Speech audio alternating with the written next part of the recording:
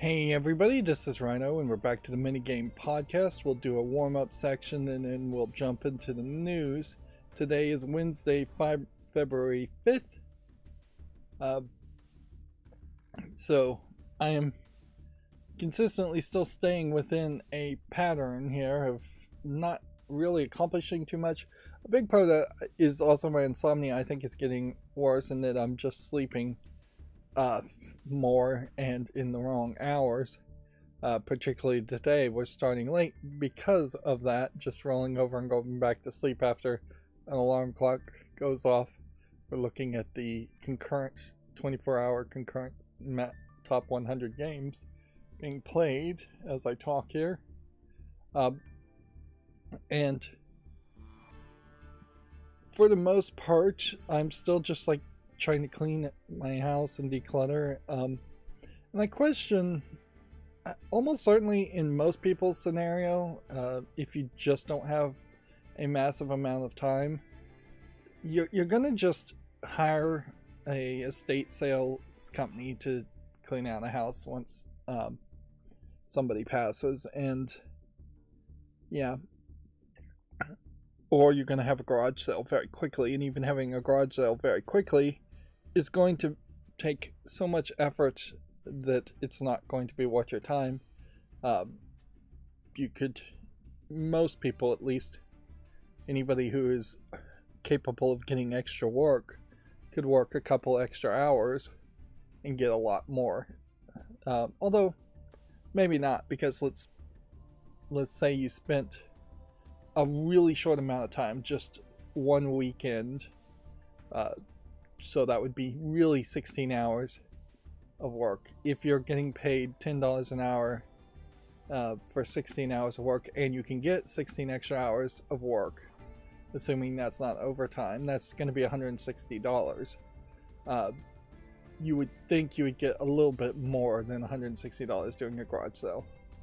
Estate sales might bump it up more, but then you're paying usually either a flat fee and a percentage commission, or maybe just a percentage commission going through estate sale people, but then they're going to spend a lot more time potentially.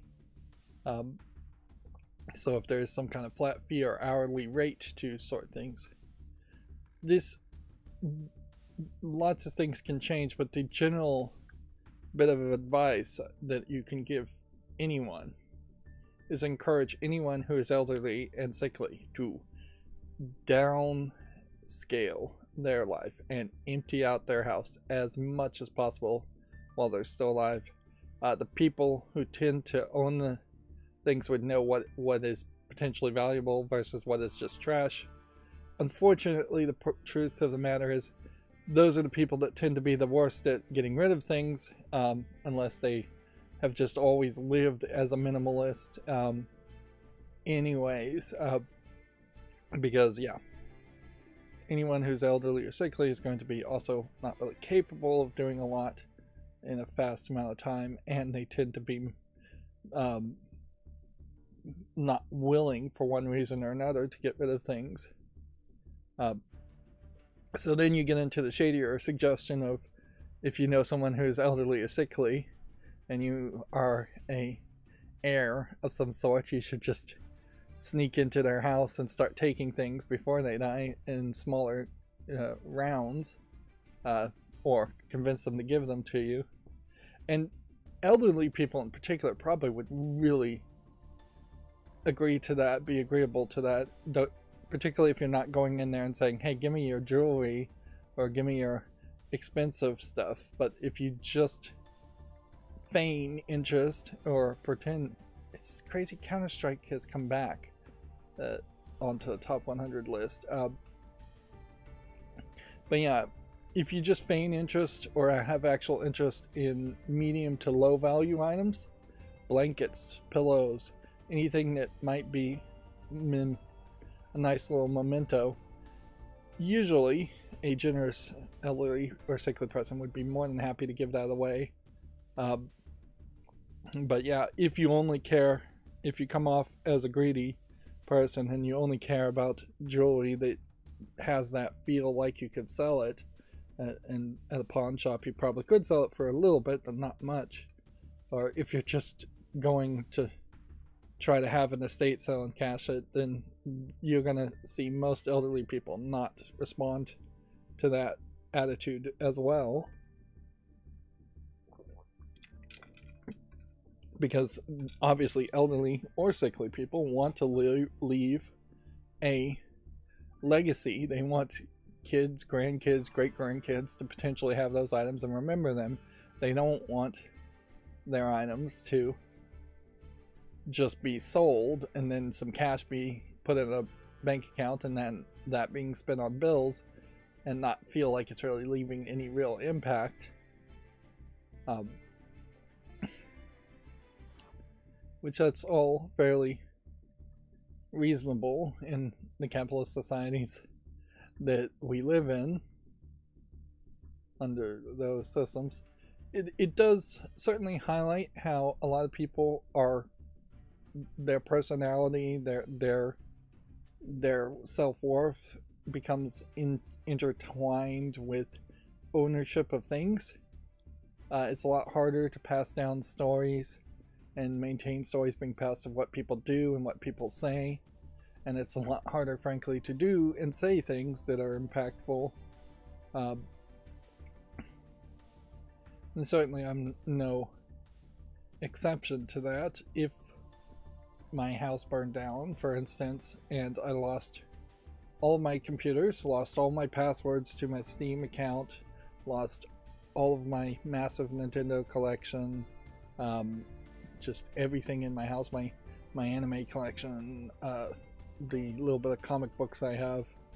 If I just lost everything, that would be a very, very devastating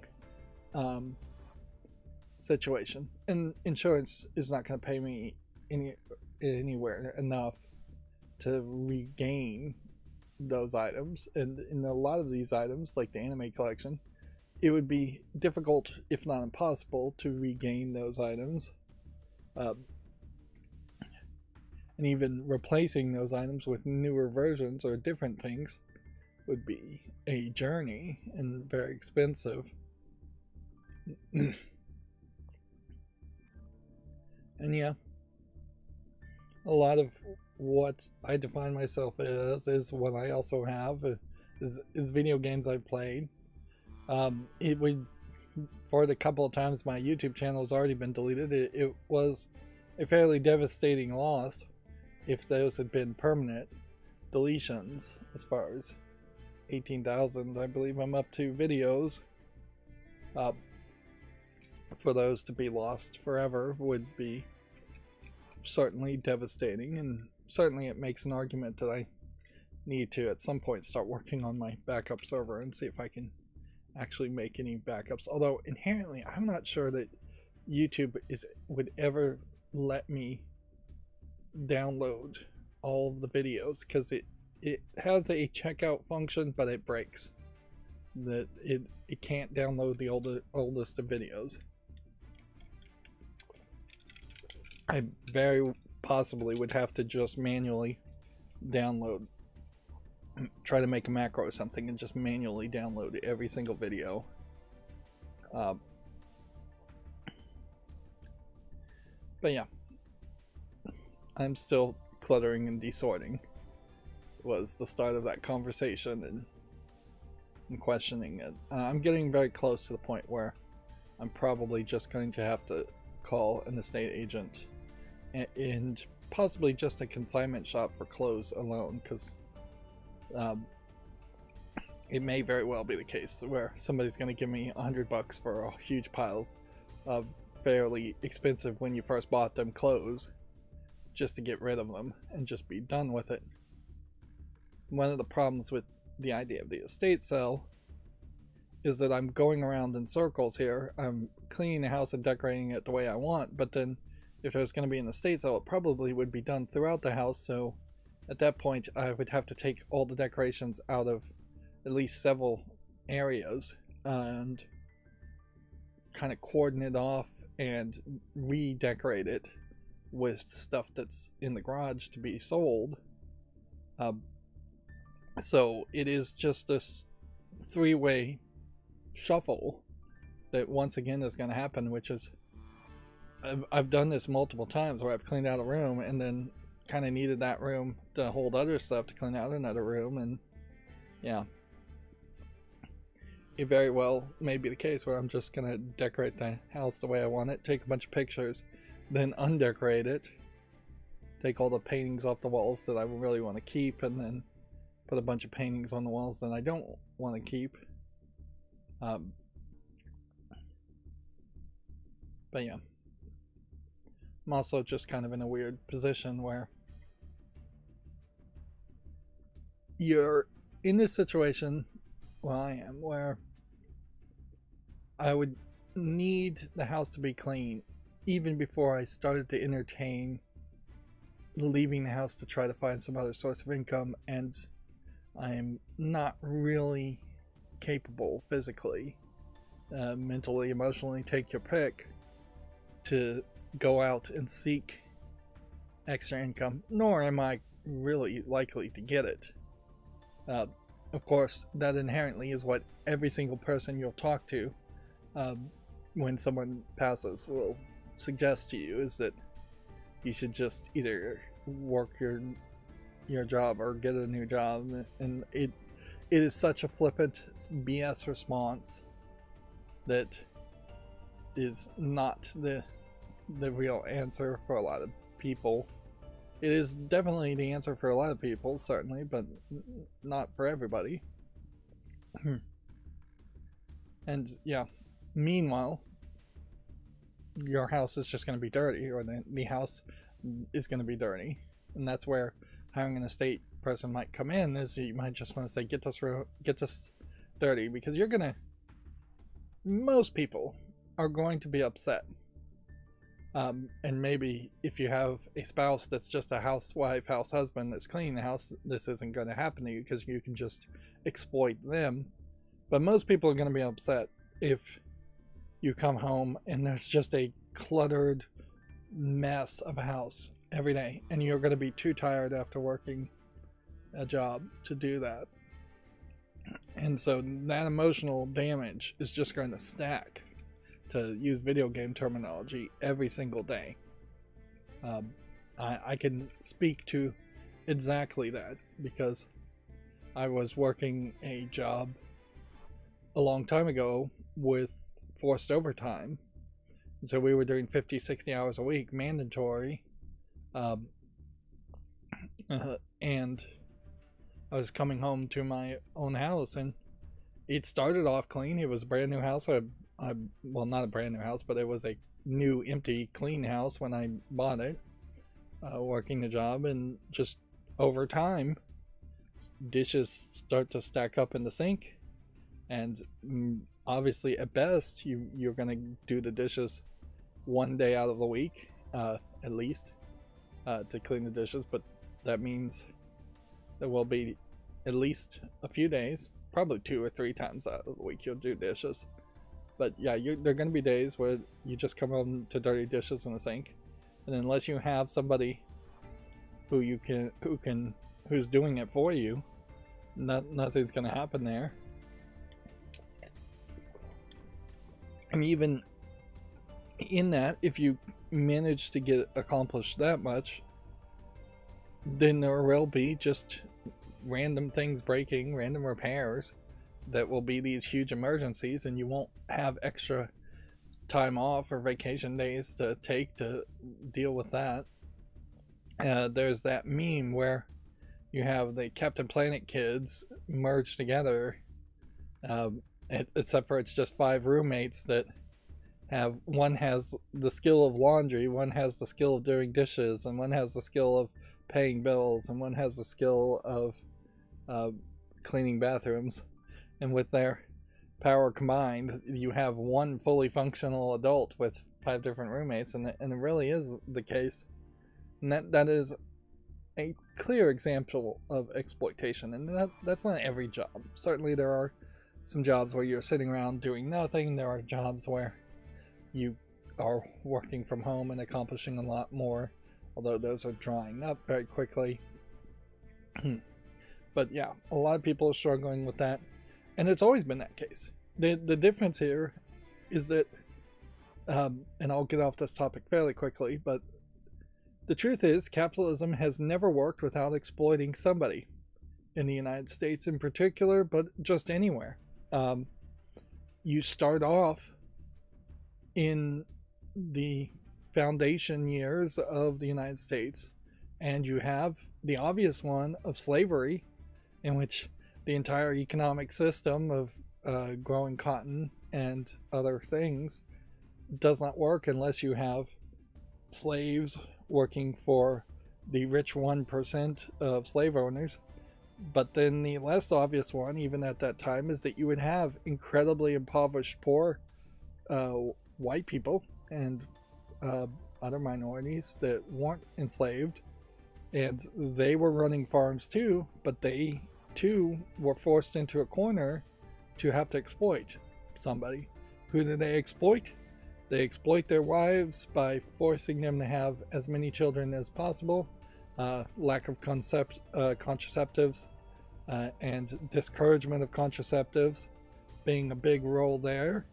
And then you exploit those children once they are of a fairly young age to be free labor on the farm, or you straight up can sell your children. And that totally was a thing in the past, is that poor people would sell their children permanently, or they would rent them out to factories, and then you exploit them in that way.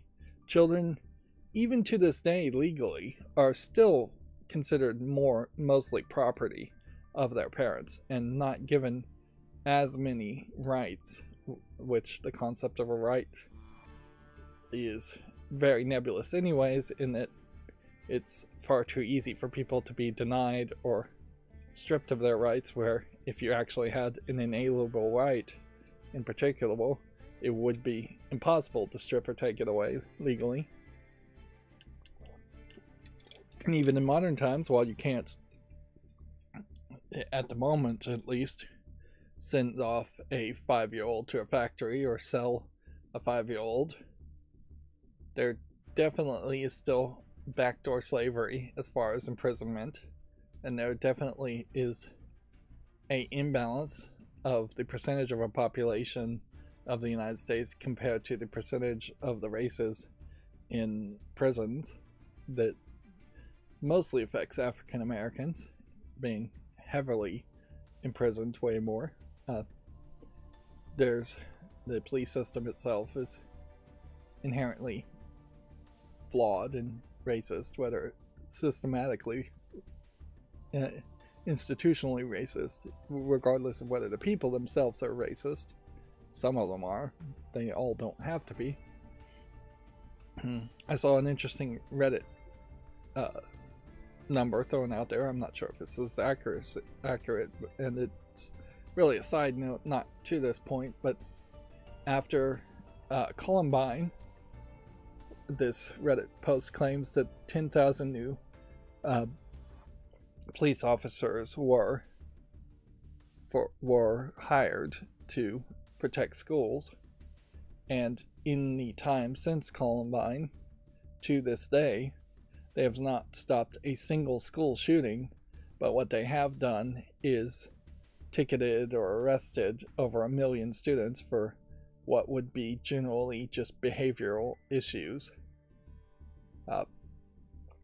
Which, since the Trump administration is seemingly going to dismantle the education department, maybe that would change that system somewhat, but it's also going to make so many other drastic changes that it's not even really worth talking about on a video game podcast.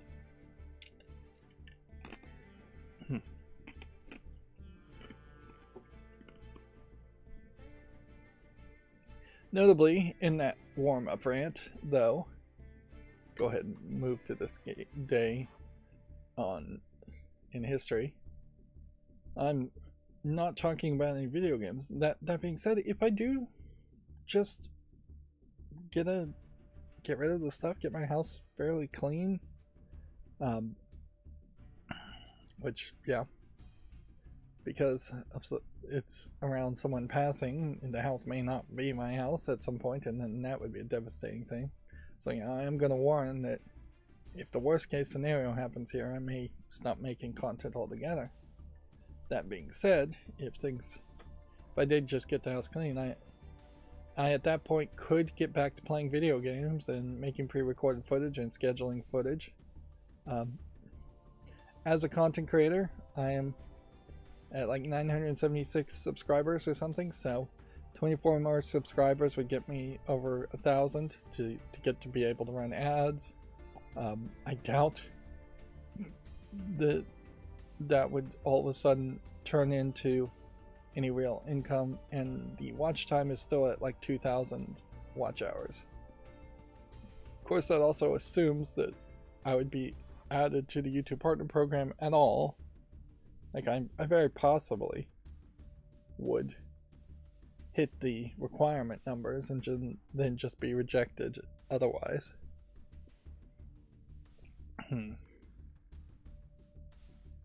But yeah,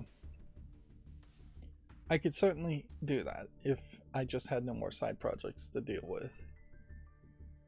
And yeah, that is a possibility. It is a sticking my head in the sand possibility, though. It's just like saying I'm going to ignore any potential future problems or anything else I should try and work on and focus on, and I'm just going to enjoy life for maybe 10 years and then hopefully kick the bucket before then, because I would be absolutely in trouble after 10 years. Because there is this whole retirement thing you have to work towards, and yeah, that's not likely. That's something that people are going to have to all focus on. Which, yeah, there is definitely a selfishness in my encouragement of people to do universal basic income and embrace that. Of course, I don't see the United States really embracing that anytime soon. They can't even really understand or embrace things like Medicare for all or Medicaid for all, which inherently, when you even try to talk about such subjects to a lot of people, they've been, the well has been so poisoned by talking points, and they don't really understand it, where inherently it is just best to try and get everybody to agree that it's crazy that an employer controls the healthcare of any citizen in the United States, or any person in the United States. Let's not even talk about citizens. It would make way more sense to, well, first of all, the main thing would be to tax the rich and then just give Medicare for all to everybody, like universal basic income. But more accurately, more specifically, you would be taxing the people who are paying employers. Yeah, people are paying employees. Right now, employers are paying some amount of money. They claim it's a lot. It probably is a lot to a healthcare company to give healthcare to its full-time employees. Many employers are going out of their way to either pay people under the table illegally or reduce the amount of hours below, I think it's 22 hours for all their employees, so they're not full-time employees, so they don't have to pay benefits. So inherently, you already have a broken system where employers have found ways to avoid paying for healthcare for a lot of people. If you were just taxing every employer for per employee they have to put into one big pot to pay for Medicare, and then Medicare was able to negotiate or take over, ideally, I think you probably should just take over the hospital systems and the drug development labs and everything like that. Like, just make it all one giant, slightly less efficient or slightly more efficient than what we have now in the United States system. Which these things have happened in other countries. It just works. The meme is like socialized medicine works for 21 out of the 22 top most economically viable countries, with the United States being the one exception. But yeah, you just tax the employers and start hunting down employers that are doing shady things, which inherently, if small businesses and medium businesses started to get a lot more pressure to do a lot less exploitation, and big business got a lot more pressure too to do less exploitation, even a little bit, it would make the whole system better overall. I've never really met anybody that says, boy, do I enjoy just working 20 hours and then going to another job and working 20 hours and then going to a third job and working another 20 hours a week. Yeah, I've never seen anybody really say that. I've never heard anybody say they enjoy having two different jobs. And yet that is very much the scenario for a lot of people.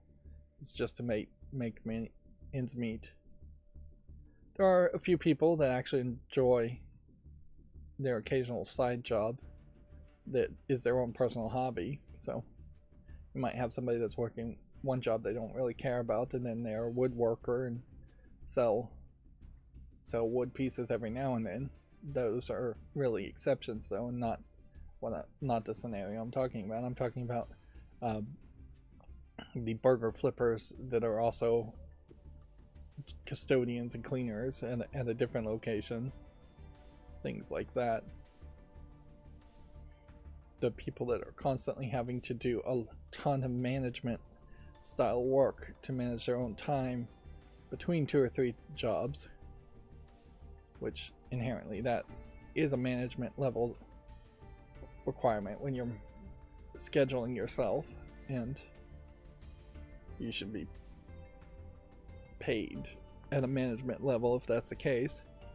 That is at one example of how companies exploit workers, is that a associate level worker should not be dealing with their schedule. They should just be showing up, doing the actual described job in the job description, and then leaving. They shouldn't be trading schedules with other people to get days off or things like that.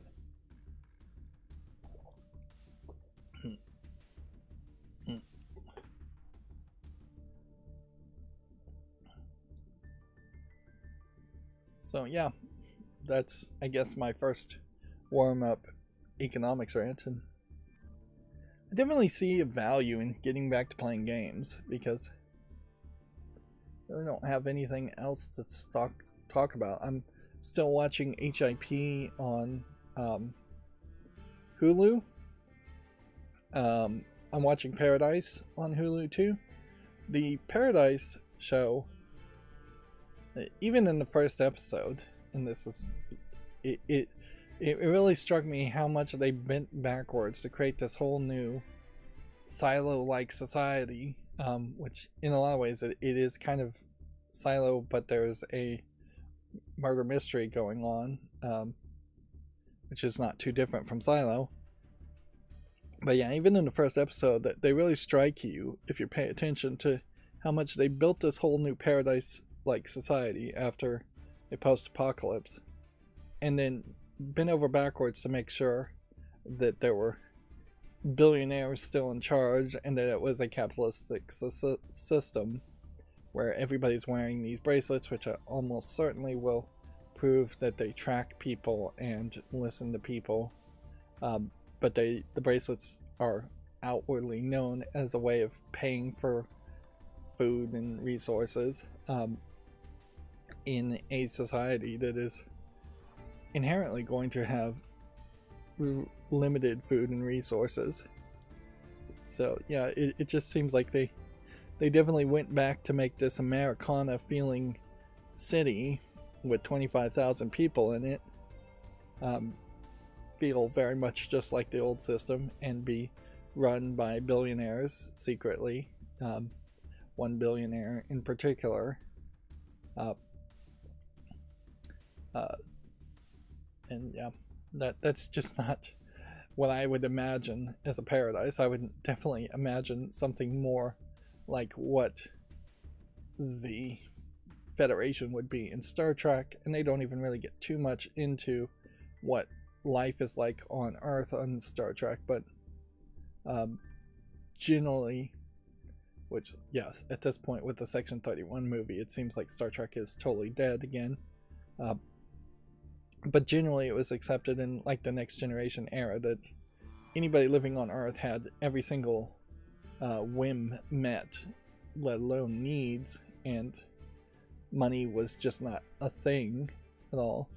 People like Sisko's father running a restaurant on Earth was more of a case of Sisko's father just finding pride and prestige in running a restaurant and it just being kind of a family tradition and giving him something to do, not really a case of him charging people for food when they come in or having to really even buy any kind of supplies.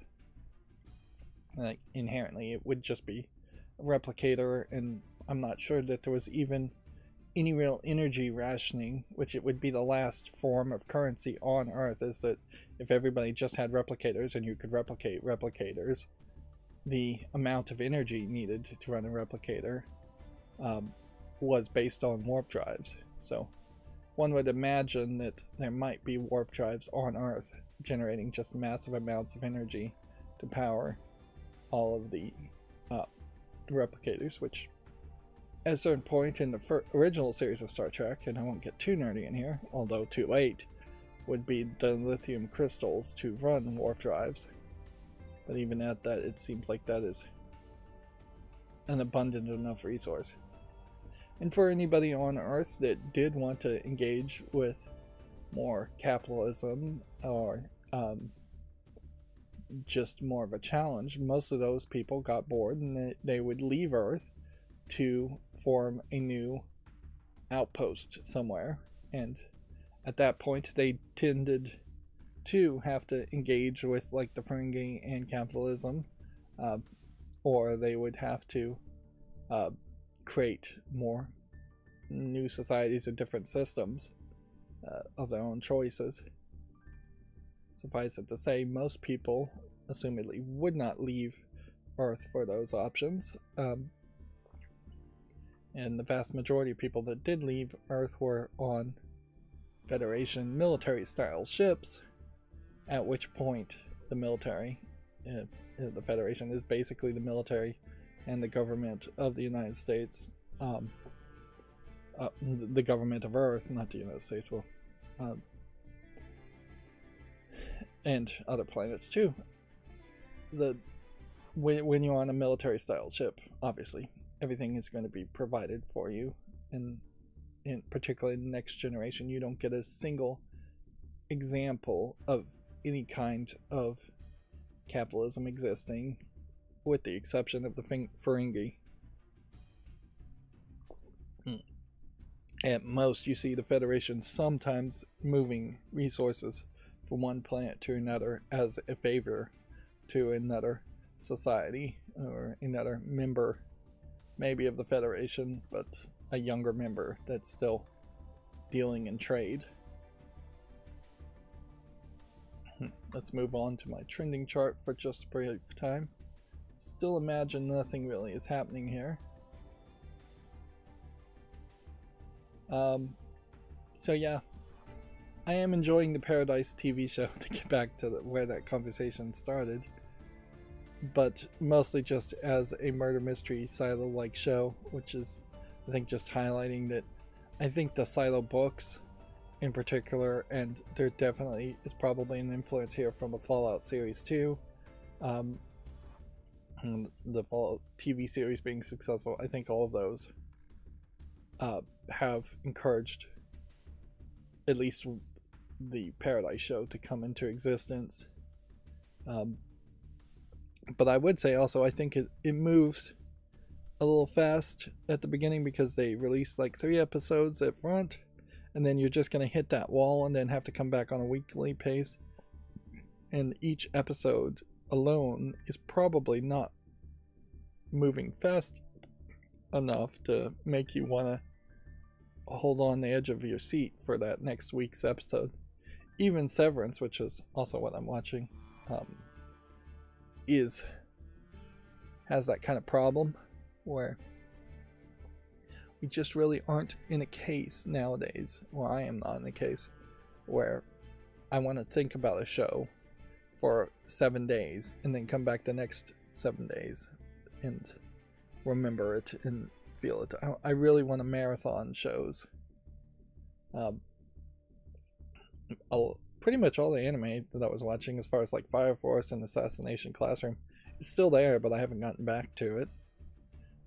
I've also seen that the Super Mario movie is on Amazon Prime Video, so there is an argument there for me to sit down and watch that, just so I'm in the know as far as what that movie really was. Although, really, I already know it was a major success, so don't have to do that. Let's move over to the Steam front page. But I'll probably watch that too. But yeah. Steam has this Idler Fest, which I can look at. One of the things that's the problem of waking up at like 3 in the morning, which is what I've been doing, is that at 3 or 4 in the morning there really is just this overall feeling that I need to roll over and go back to sleep, but my insomnia does not really accommodate that at all. So instead I'm just watching TV feeling like I should go back to sleep instead of just trying to wake up at 3 in the morning and stay awake, which that really wouldn't work either. It usually doesn't work, at least, and that if I did stay up till 3 in the morning, I'd probably make it to about 10 or 11, then I'd be incredibly sleepy at that point. So I could start a live stream on one of the stream days, but then I would just be really terrible, sleepy, and down low energy, which nobody really wants that. Rift of the Necrodancer. Is this new? February 5th. Interesting. So just a whole new game. I did see, as my macro didn't work today, as I was opening all of the new tabs, Sims 2 is still mixed reviewed. Sims 1 is now. The Sims 25 birthday bundle is rated very positively. Interesting. That's funny because that includes The Sims 2.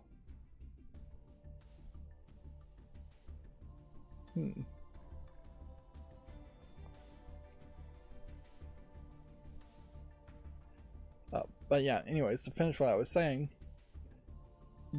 Steam apparently is going to start putting out warnings for things that have been in early access for a very long time.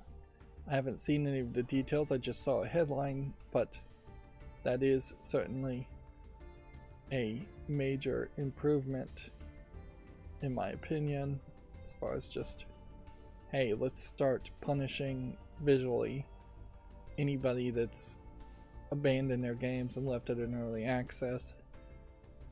The Fanatical website, which is a reputable Steam key seller, has a mystery bundle sale where they are putting you, if you make a purchase for mystery Steam keys, you will be in a drawing to win potentially a Steam Deck 1TB OLED, which, if you don't mind getting random Steam games, then it's not the worst thing to do. It's, if you buy 20 Steam keys, it was like $14, so you're paying less than $1 for each Steam key. And if you buy it in its bundle of 20, within that one purchase, you are going to get 20 unique Steam keys, 2 random games. Now, I will say the games that I got were probably several of them were on my wish list. Maybe a couple of them weren't on my wish list, but they were somewhat recognizable things. So it's not a case, in my one experience, that you are highly likely to get just 20 completely asset flip garbage Steam keys. But I will also say I did not get Cyberpunk 2077 or anything that would be a AAA game like that. I imagine the way Fanatical gets its Steam keys is that people are either individually trading Steam keys that they got for games, or they are getting the Steam keys from the creators of the games directly, which I imagine means that there's going to be very few Steam keys in that supply that are going to be AAA major games. But yeah. If you don't mind getting random games and you want to get in, potentially win a Steam Deck, $15 for a raffle is not crazy, while also getting 20 random Steam keys. They are Steam keys except for Elder Scrolls Online, which I guess if you got that key, then you would do that. If you bought a second purchase of 20 keys, there is a chance that you'd get duplicates. You're signing up for the Fanatical website newsletter, which sometimes gives away free games too. So it's a nice way to kind of top up things and get some new games. But yeah, that's about it. That did lead me to wonder, certainly, if maybe on my Discord, if I ever really was going to do anything other than automatically send out notification on my Discord, if putting some of these slick deals, game sales on that would be welcome.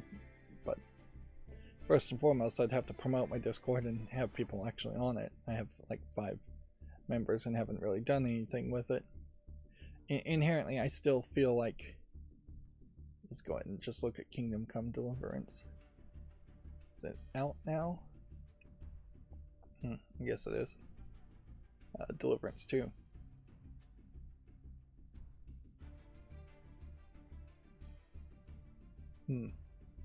So it's a Line Rider minigame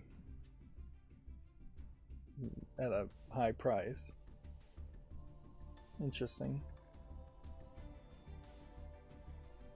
Well, since the Necrodancer series has always been rhythmic, it kind of makes sense to just have a Line Rider. But seems like there's also some other kinds of mini games.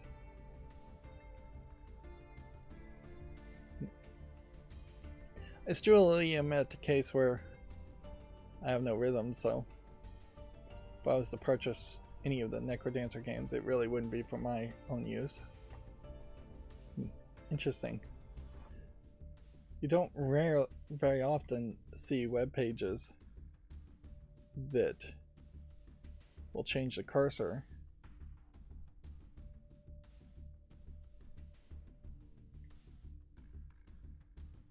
It seems like all it's doing is changing the cursor. And there's just a high chance you're going to drag. You can try and drag the image.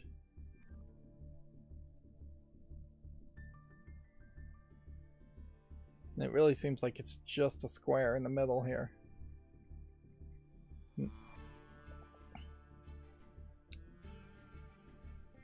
But yeah, inherently with the Fanatical bundle too, though, I have to admit that there's what is on my wish list is not games that I would absolutely for certain want to play. They're just games that are good enough that I would be okay with playing.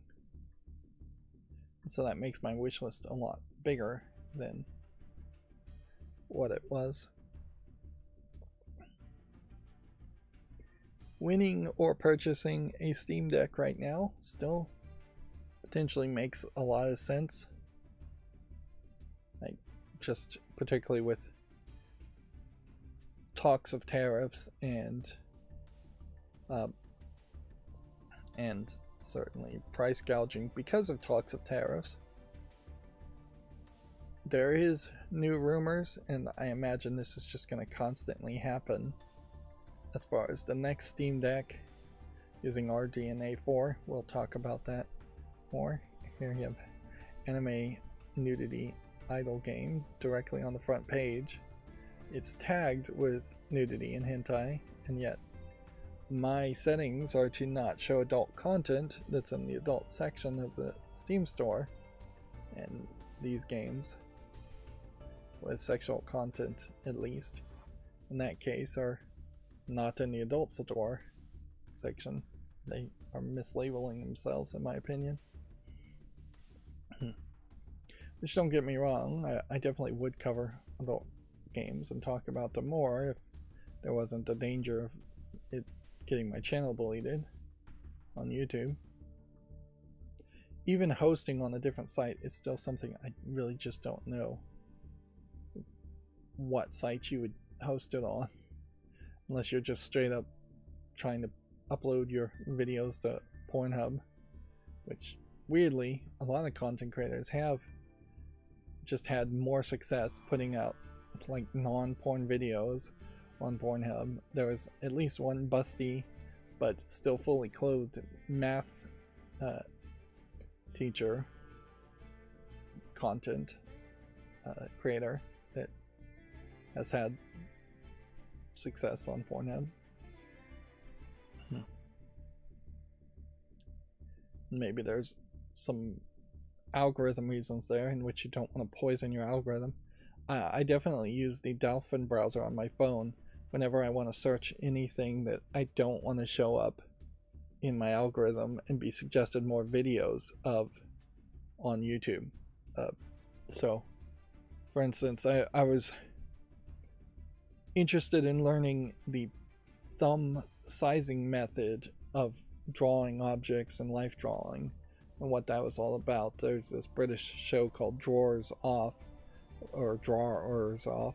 It's a double meaning title where they have 5 contestants drawing a somewhat nude but not really life model, and then they have to rotate, so one of the drawers has to be the life model the next week, but you actually don't see anything. Like, every single one of the first 3 episodes that I've seen has just been, they technically are nude in the sense that they're not wearing proper clothes, but they have some kind of object or cloth in front of them, censoring the show and just not really showing anything that would be objectionable. Although it really shouldn't be objectionable anyways. I'm not yet saying that word right. But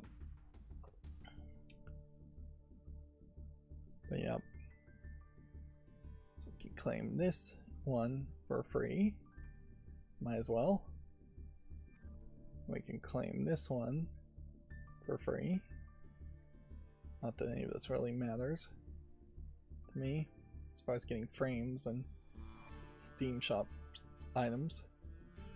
But it does certainly highlight how the point shop is definitely the focus nowadays. They just don't care.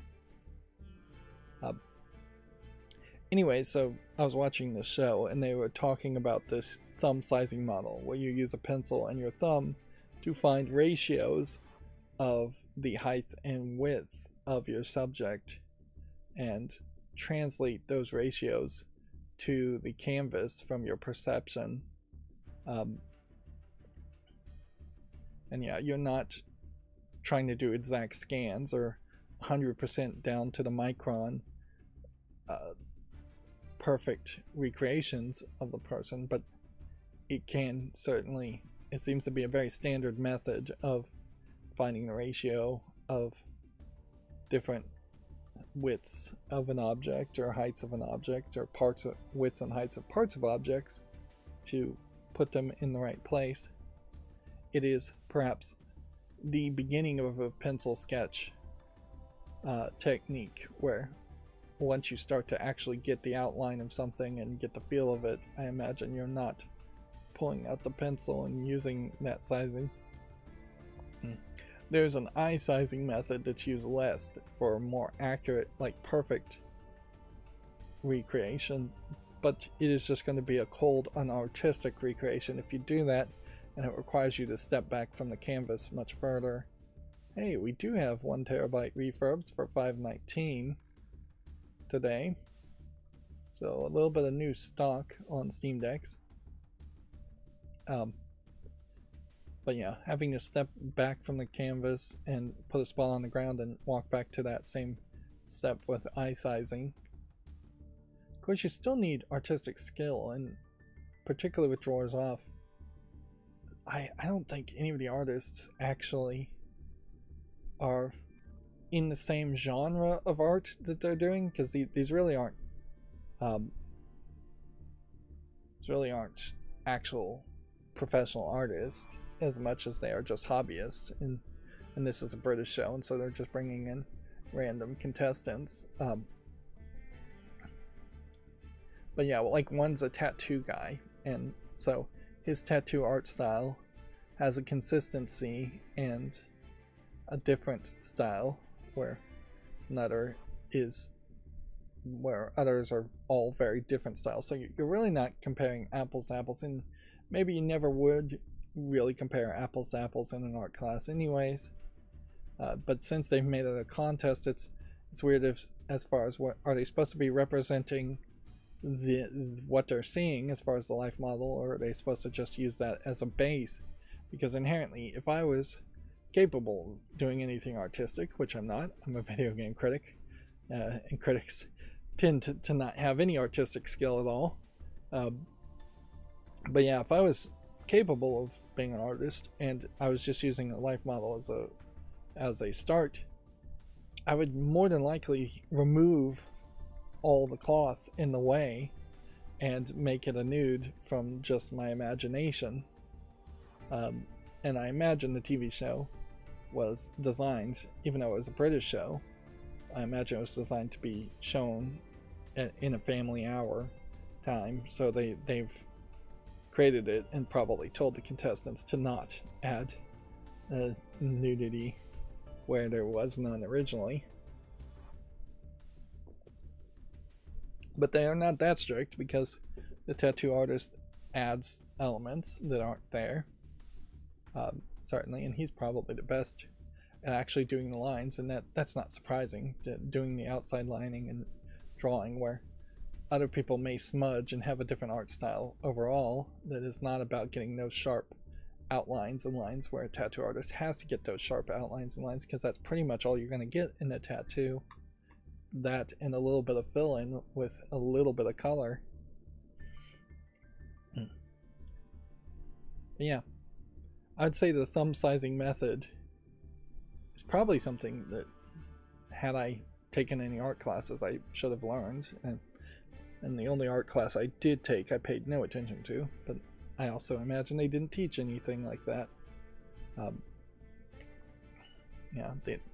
I imagine a lot of art classes in schools, if you even have art classes in schools, which they probably don't these days, are mostly just encouraging free thought and artistic free expression, and just letting people do whatever they want, and that they're not getting into any kind of deep technical art theories and techniques, which, if you were, say, an apprentice for 1,000 years ago of an artist, you may very well be getting taught those techniques, or you may not. You may very well just be tracing. You'd be shocked how much tracing really goes on and works. Whereas in a modern school art class, I imagine you'd be failed for tracing. Alright, well, I guess that's enough of those rambles. Let's go through the Video Games Chronicle news now. I wonder if I really should just say we'll start the show proper in an hour. Like, and just say it's always going to be about an hour to get into the show. And inherently, the YouTube algorithm would prefer me to stop this stream right now and launch a new stream, losing my entire audience in the process, and probably not getting a notification put out, to just be on a completely different subject, which that just does not work for this type of content at all. And it's why you see so many YouTube content creators have single topic videos that are 10 to 20 minutes long, and that's about it. Like, it's probably also why like things like the Giant Bombcast and things like that tend to be less successful, but you definitely see DF Retro's weekly podcasts cover multiple topics, and generally if something is labeled as a podcast, it probably is saying it's going to talk about multiple topics. But then pre-recorded footage stuff really is, if you're making a sitting around the table talking, pre-recorded type footage tends to be one subject. And my podcast live streams really don't convert, or I don't see how I could convert them, clip them up into that. Anyways, yeah. Video Games Chronicle news. A lot of it, some of it may be redundant. The 31st Union president, Michael, or maybe that is Michelle Condrey, has reportedly been fired by 2K. The 2K says it's very committed to the 31st Union's debut game after removing its studio head. I would assume in this case 31st Union is the name of a company and not an actual collective bargaining group union.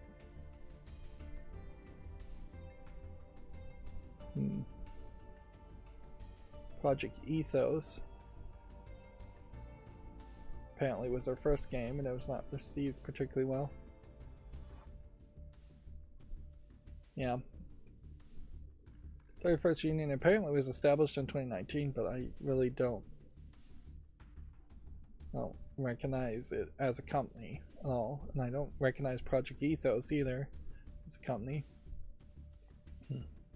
2K as a whole is a question mark in my mind, as far as we know. 2K, unless I'm really confused here, owns the Borderlands series and has so far mostly had just Gearbox in Dallas, Texas be the company that established and created Borderlands, and for the most part make all the Borderlands games, with the exception of Borderlands the pre-sequel, which they handed to 2K Australia.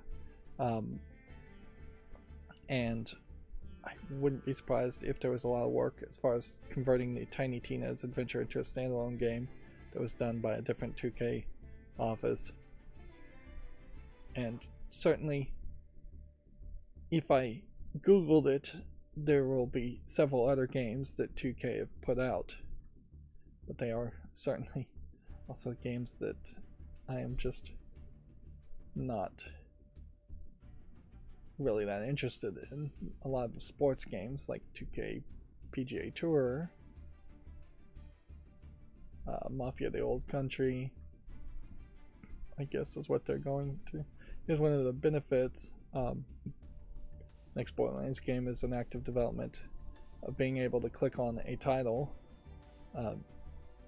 and get a listing of all of the stories, the wrestling games, Lego 2K Goal. That was a year ago. Did that game ever actually come out? No, I don't think that game has come out. So that might have been suddenly canceled too.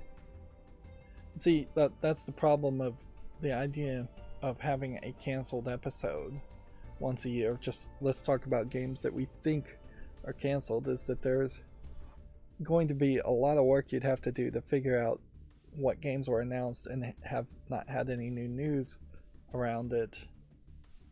It also, I think, highlights a case of, this is that same, they mean soccer as in football.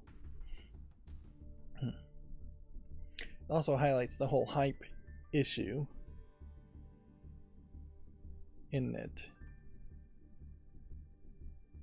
the hype cycles can die down very easily around, and we're back down to like 2 years ago as far as news around 2K.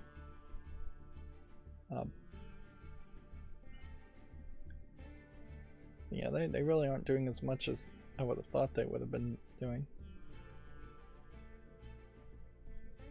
This Bioshock film probably canceled. Netflix also canceled the Sandman TV series, so that's a shame. That was one of the, I think, interesting good examples of taking a comic book series that that was very long running and turning it into a live action series. And certainly the Sandman series is very surreal and magical and crazy. They also didn't tell the exact same story and went in slightly different directions, so it is a retelling, not too different from the Japanese live action version of Death Note that I watched relatively recently, where it's basically telling the same story, but it's making some changes, although still really ending in the same place. And with the Sandman TV series, unless they actually do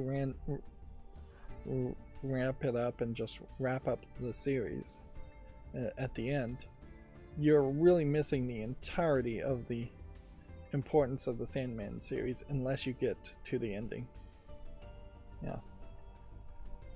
And this only goes back 5 years, which is a question as to, has Video Games Chronicle only been around for 5 years, or has 2K only been around for 5 years?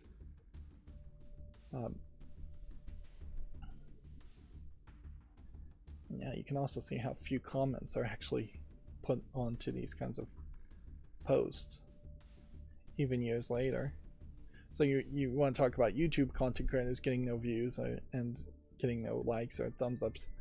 Mainstream video game journalists like Video Games Chronicle, they're doing way worse. You're just getting 1 or 2 comments at most. But yeah, the Sandman TV series and the Sandman story only makes sense if you go through the whole journey and you see the ending. If you don't get to that ending, it is not worth going through the story at all.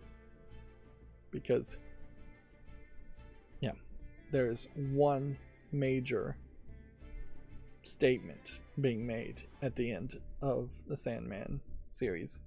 And I'm trying not to spoil it. And that major statement resonates and makes you go back and think about the entire journey of the Sandman comic series.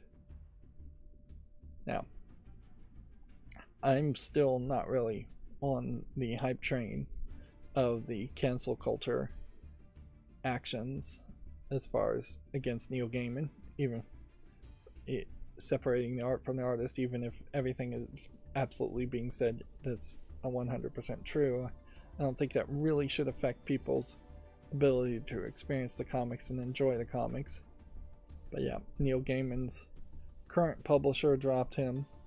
There are actual lawsuits and actual proper news sources that are covering the Neil Gaiman accusations against Neil Gaiman.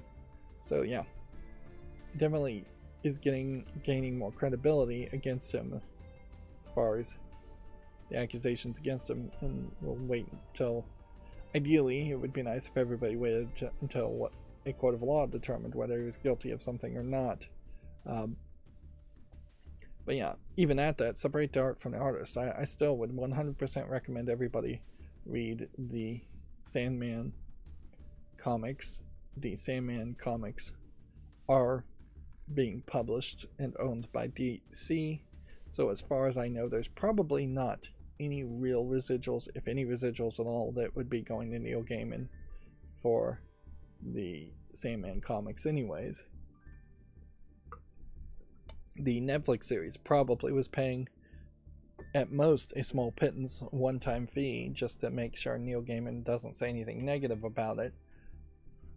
But yeah, almost certainly Netflix is not paying a royalty to people who are watching the streaming series or anything like that, if you are so determined. And one of the problems I certainly have with the whole cancel culture things is that these are things that almost certainly are being pushed and promoted by gossip rags and actually other agents of artists or agents of other artists to just kind of hurt each other. And that's kind of a Hollywood thing that has been done in the past quite often. Fatty Arbuckle, the true story of what happened to Fatty Arbuckle really is not known, and instead a lot of rumors by a studio head were made up, and that rumored story is still being echoed to this day by people who have no idea who Fatty Arbuckle even is and would have never even seen a single thing he was in. I mean, decades and decades later. But yeah, it's funny that it is artists and Hollywood people that keep falling into the cancel culture things. As some of the accusations are certainly true, because Hollywood people live wild lifestyles. But if we really were going to do cancel culture, there's plenty of like corporate people that deserve a lot more scrutiny.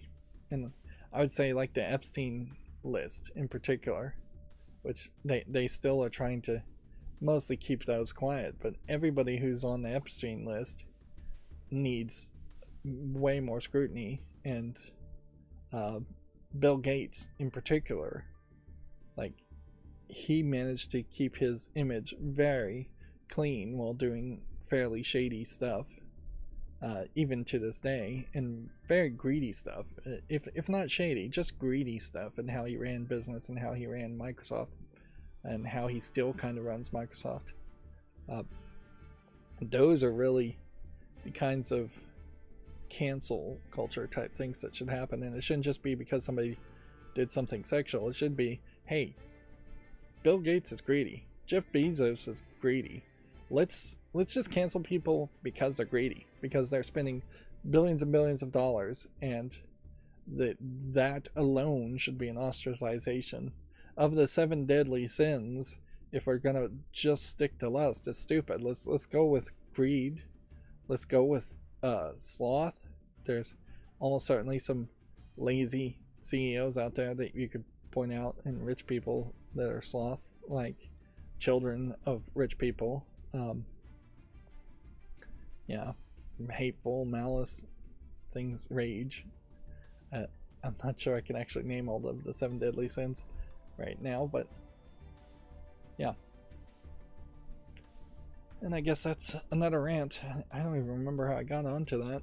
Starting later and still being sleepy is not helpful.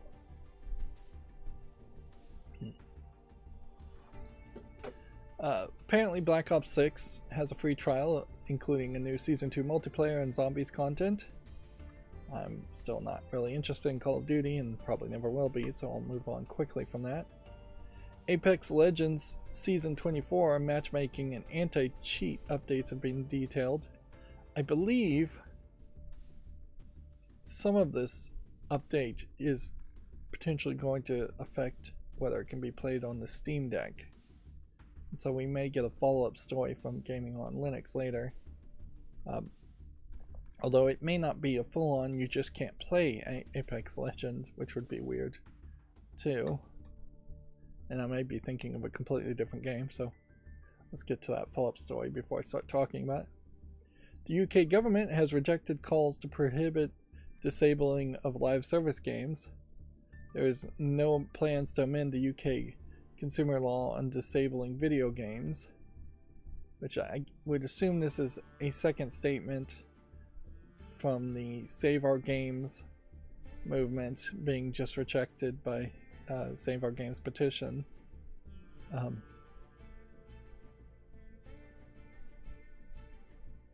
But yeah.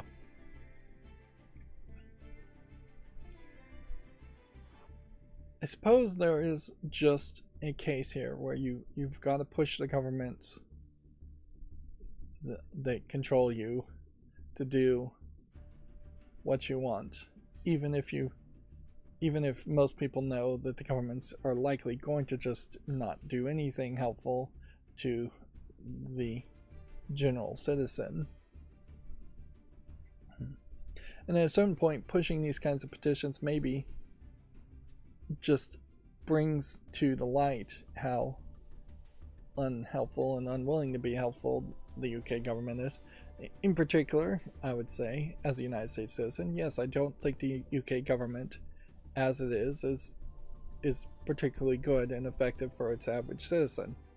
They have some systems, like the National Health Service, that works pretty well for them, but there is inherently way too much of a focus in the UK around the monarchy and protecting the monarchy. That is first and foremost. The monarchy owning, I think, pretty much all the land in at least England, if not most of the UK, and leasing it to the citizens is crazy. The tons of money being spent on the monarchy or protecting the monarchy is crazy. And they are in a very good position right now where they don't have a beloved queen anymore to start to rein that in. But for the most part, I still think over 50% of UK citizens are monarchists and have just been raised that way. And generally, I just think over 50% of UK citizens kind of just have weird, bad attitudes as far as any change. They really just don't want change, and there is a massive amount of change that the UK could benefit from. One would be not focusing on rich people, the monarchists in particular, but then just bankers and London in general. London just being the center of all finance and whole business in the UK. They could do to move their main capital to a different city, like Japan did, and that could help in developing another area in particular. But they also massively need a Singapore-style housing redevelopment system to be implemented, where they get rid of the licensed registered housing rules and tear down a lot of their old buildings and get rid of that old style feel of the UK in favor of modern apartment complexes built to a modern standard, built way better to hold out moisture, built way better to handle wiring up buildings, built way better to handle heating and on the occasional cooling. But yeah, these small British towns are going to have to go away for more modern New York style towns, because they just don't have that kind of Manhattan style towns. They just don't have that much space. And then certainly there would have to be a focus on education, a focus on development. On top of that, the UK with their Brexit initiative has to really decide what kind of country they're going to end up dying as. Are they going to be a country that is just going to have a bunch of white British people who have been there for generations, or are they going to encourage new blood to come in from different countries, and with that potentially different ideas? Like at this moment, you might find a lot of United States citizens willing to go back to the UK if the UK would take them, which they probably wouldn't. But then those United States citizens are not going to integrate particularly well with the current UK society. Same is true for Japan, same issue. So yeah, England in particular is the next Japan as far as, are you just going to have a dropping birth rate? Are you going to have this disenfranchisement where there's no real jobs, or there's no real livelihood even if there are jobs to have? It's a small country, and it really has to recognize that it is a small country, and it has to give up on its past quite a bit as far as being the biggest empire at one time. Of course, that is way too long of a rant just to say, yeah, right now the current UK government clearly has no interest in addressing games being taken and delisted. Around the United States, same thing. That we haven't even gotten to the point of a Save Our Games petition actually being debated in Congress in the United States, and frankly, if it was debated in Congress, there would be no action, and the people in charge wouldn't have a clue what they were even talking about. So, particularly in the case of video games, you remedy games being delisted as assuming by your definition that they are abandonware at that point and just pirating it and having a cracked version, which some of these online games may not actually be playable at all because of a lack of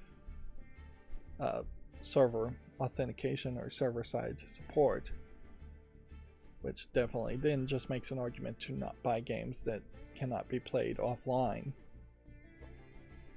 which there's still a decent amount of games like that.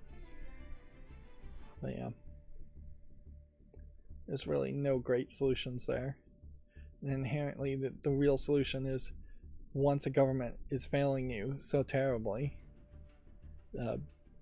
which this would be one small example of the UK government failing its citizenry as far as what their wants and desires or needs are, you just have to go outside the law at that point. That the social contract gets eroded away more and more when the citizens realize that the social contract is benefiting one party, as in rich people, and in disenfranchising the other party completely.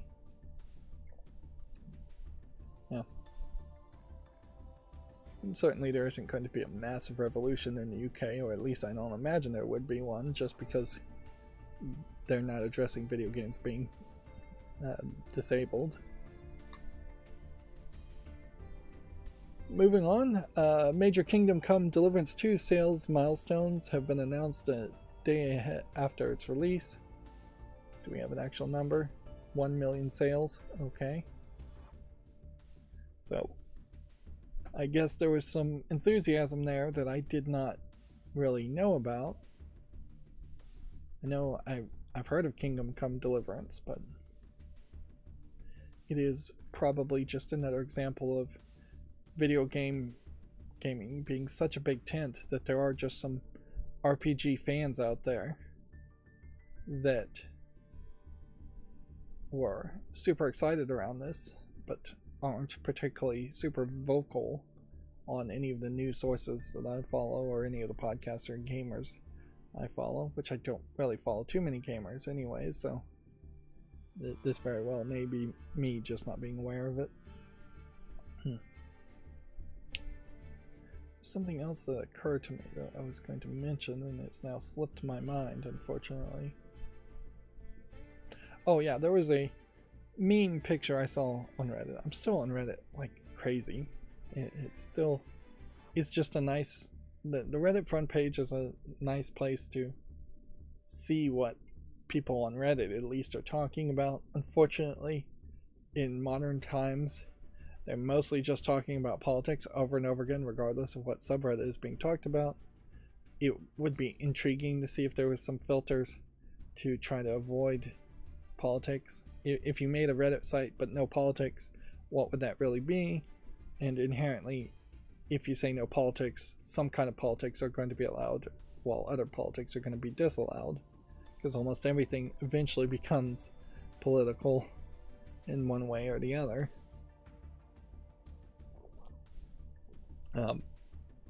But yeah, the meme picture I saw is a girl and a guy at like a CD shop, and the guy says, "I like RPGs," and the girl says, "I like RPGs too," and the girl and the guy are the standard meme format, and then the joke is that what they think in their thought bubbles are completely different things. And where I think this meme picture in particular fell apart, and I think a decent number of people disagreed with it, is that one RPGs was Western RPGs, where they might be making small exceptions for Elden Ring and Dark Souls, where the girls' thought bubble was Eastern RPGs, JRPGs in particular, where it's all anime, high colorful style stuff. But I think in particular that meme and the thought being evoked there falls apart, though, because I think most people who play RPGs a lot tend to be open to playing JRPGs, at least on occasion. And yeah, I don't think you can play a Western RPG and not at least admit that JRPGs set the foundation there and have something to offer there. At a certain point, if you just liked Elden Ring, and then you really should just be saying you like Elden Ring. Or if you just liked Fallout and you're considering Fallout an RPG, which very little Eastern influence there, then just say you like Fallout RPGs or Obsidian RPGs or Bethesda RPGs, things like that. But yeah, there really is just not a big enough difference there. I think the RPG fandom mostly overlaps there. There probably are some people on the other side too, but I imagine if you were just a Dragon Quest fan in Japan, or anywhere really, you should just say you're a Dragon Quest fan and you only play Dragon Quest. But if you were a Japanese or Asian RPG fan overall, I think you still probably would still play Fallout if you at some point. Maybe you would say, I don't like that art style, but there's just not that big of a split in the way they play and the way they go. And most RPGs don't just have like amazing stories. If you were specifically just like a Final Fantasy fan, you should just say you're a Final Fantasy fan. Anyways, I'll leave it at that. I also wanted to point out here on Yu-Gi-Oh! They've got a new avatar character here, and boy does this feel like a Pokemon. But yeah, obviously it's not a Pokemon, it's some character that they've created for a new Yu-Gi-Oh! Card expansion, but yeah, I keep looking at it and going, yeah, that feels like an Eevee evolution.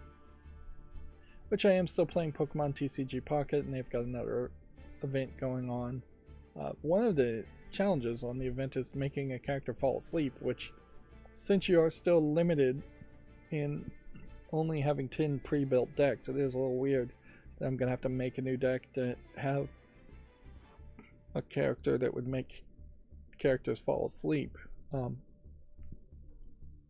But yeah, there are now several equipped cards in Pokemon TCG Pocket, which is making the game more varied and more of a challenge. They've tweaked the trade, and so I've gotten my first trade actually to go through. It's Still really not a good system. I think I basically traded a Squirtle for another starter Pokemon, like first generation Pokemon. So yeah, the trade I got probably did not get me a new card to register or do anything at all. It just wasted trade tokens, and that's a real bad experience inherently, since we don't really even know how to get trade tokens, let alone the wait timers issue, which really they should get rid of the trade tokens altogether and just have a wait timer and a tiering system. But then there should be also some currency in the tiering system that where you should be able to accept 2 level 2 silver for 1 level 3 silver, and that way there might be more of a system there.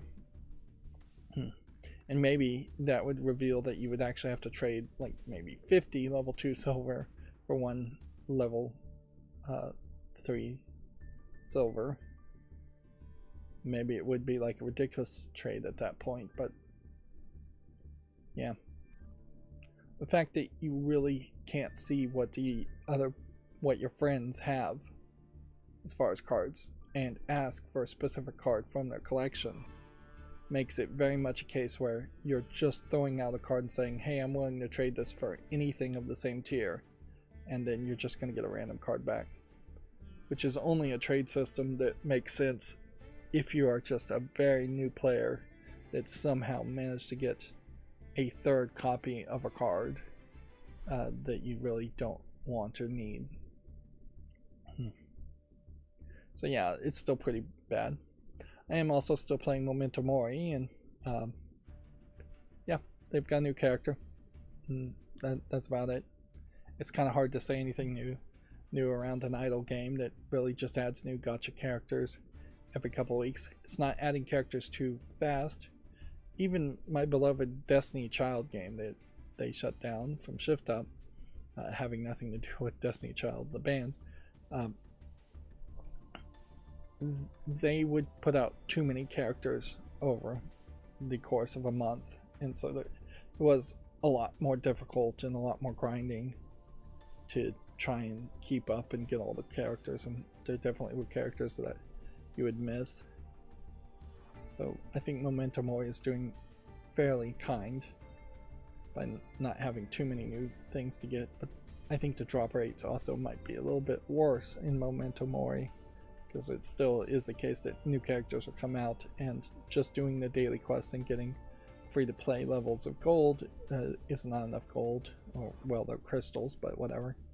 It's not enough crystals to guarantee that you'll get the new character when they first launch.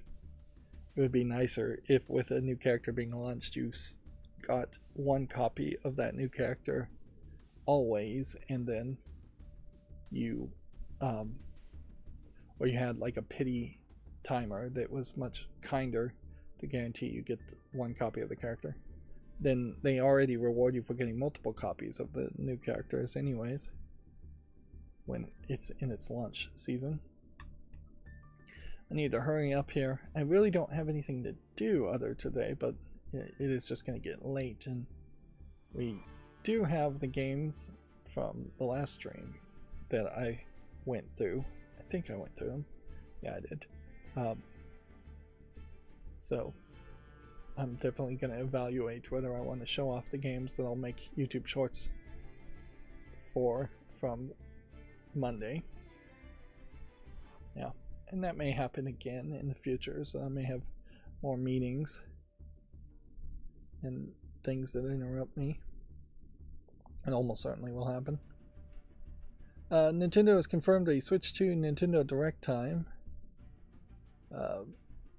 which is April 2nd, 3 p.m. Central Eastern Standard Time, or 2 p.m. GMT, 6 a.m. Pacific Time, 9 a.m.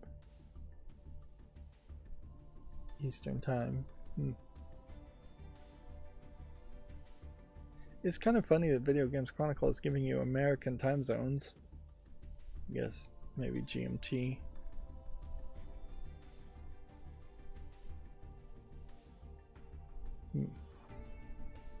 Yeah, they're Nintendo's putting it in Pacific time. Yeah. So that kind of does show you their target audience, is that this is going to be an English speaking targeting the United States time zones presentation. But okay. It's hard to assume that there's going to be too much news, and that they aren't just going to try and do the somewhat standard Japanese thing of trickling out announcements over a long period. It definitely, with their little teaser trailer, they didn't say anything or really show anything other than a video of what the Switch 2 is going to look like, which is already leaked. So I wouldn't expect for them to say too much. But they probably will say at least a medium amount. If I can backtrack a little bit, I wouldn't be surprised if they talk somewhat about backward compatibility, because I bet they aren't going to have too much of a lineup. But I also wouldn't be surprised if they announce up to 3 games that will be launch titles, if they're trying to fluff out this announcement. If they don't talk about games at all, then it may very well just be a 10 or 15 minute presentation as far as here's what the hardware looks like in the hands, let's talk about the magnetic grips and everything. They may get very long-winded talking about things that we already kind of know about. I doubt they're going to get into super technical details or anything. They could announce a new accessory gimmick, not super crazy in that case, and it could be very gimmicky. Like if they came out with a ROB designed to work with the Switch 2, I mean, I wouldn't be 100% surprised there, like, or something like that, where we really are in the era where you could have something like Rob the Robot as a toy gimmick with the Switch 2, and it could be a very bigger thing, where the original Rob the Robot you just directly controlled by flashing lights on the screen via the game, and then it would pick up discs and make them spin, and then put the spinning discs on little button levers that would press buttons on a controller. Whereas a modern Rob 2.0 could be a full-on stem, put these components together, plug in these circuit boards, toy robot that you could sell potentially for $200+, and in that it could connect via Bluetooth as a controller, as a player, to your friend, as a second player friend robot type thing. It could be very mechanical, or it could be very smooth, and probably smooth if it was going to match the visual edge of the Switch 2. But it probably would be fairly cheap too. I don't think they'd go with a gimmick that's super expensive, so it might be very cardboard based. Yeah, it's kind of crazy that we are at the point now where you could make a Rob the Robot that really would be a robot and pretend like it's playing and actually move around.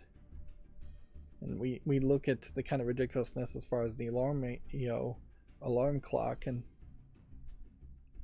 Nintendo is trying some different things. But yeah, so I'd say maybe 1 gimmick announced, up to 3 games announced. Otherwise, it is just going to be a boring, bloviated talking about the Switch 2, probably not even really going into any real details. Although we've got a new president, so he may have a different focus. They might get into some technicals. They might say that the Switch 2 screen is 20% brighter, or that the size is 30% diagonally larger, or the battery life is 20% better, longer. They might get into the SD card interface being up to 200% faster with its new standard on the SD cards, or the amount of storage that games can be 20% better or higher resolution, things like that. It might get a little technical, but I imagine it would just be percentages. I don't think they're going to get in there and start talking about this custom Tegra chip or a 5,000 milliamp hour battery being added internally, and I'm just kind of making up stuff, or like a 4.8 gigahertz processor or 4 core being added. I don't think they're going to talk about that. And generally their main best bet would be to talk about launch games, because you're going to sell the console on new games that would probably be Switch 2 exclusive.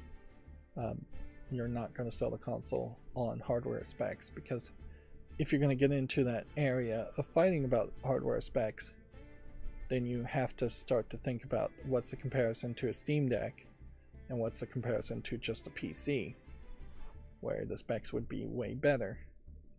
Of course, the caveat there is if you play on a Steam Deck or a PC, you're not going to get those Nintendo exclusives, which that would be certainly the amazing thing if they came out and announced that all Nintendo games are now going to be going forward ported to PC, and that they have a whole new effort to put the old games on PC, which I seriously doubt that would happen. Moving on. London is getting an immersive Minecraft experience in April. There was one of these that was not too far from where I was, and I was not going to get my nieces and nephews to visit it before it shuts down. So apparently it's not something that was going to go on forever, which in realisticness, any kind of immersive experience probably has to cycle in and out fairly quickly, because you're not going to go and do it multiple times. Didn't make 100% sense why you would want to be in an immersive Minecraft experience, because in a lot of ways it is just we're making these kind of indoor amusement center type events that might be fun doing once, and that's about it. Particularly when you start to think about Minecraft, if you're in an immersive experience, you're just not going to keep that progress. So you can't build something giant, you can't build out your character or anything. It really is for younger kids, I imagine, where you're just going to run around and do random things and feel like this is somewhat interesting. I wouldn't be surprised if even young kids, though, say, this is not my Minecraft, and just aren't particularly interested in it. And you definitely have a case where these immersive experiences are probably being designed by people who don't have the most reverence for Minecraft overall. This is, I guess, in coinciding with the Minecraft movie, which I'd totally forgotten about.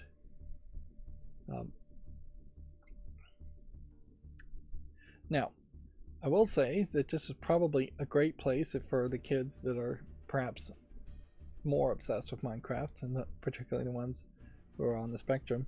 Most of these immersive experiences work by having some kind of wand-like device or white cube-like device like this, which is what they're holding, and that is everything that interacts with it as far as the interactive experience. And so that's your controller, and almost certainly not really going to interact with the actual physical things around as much as it's going to interact with the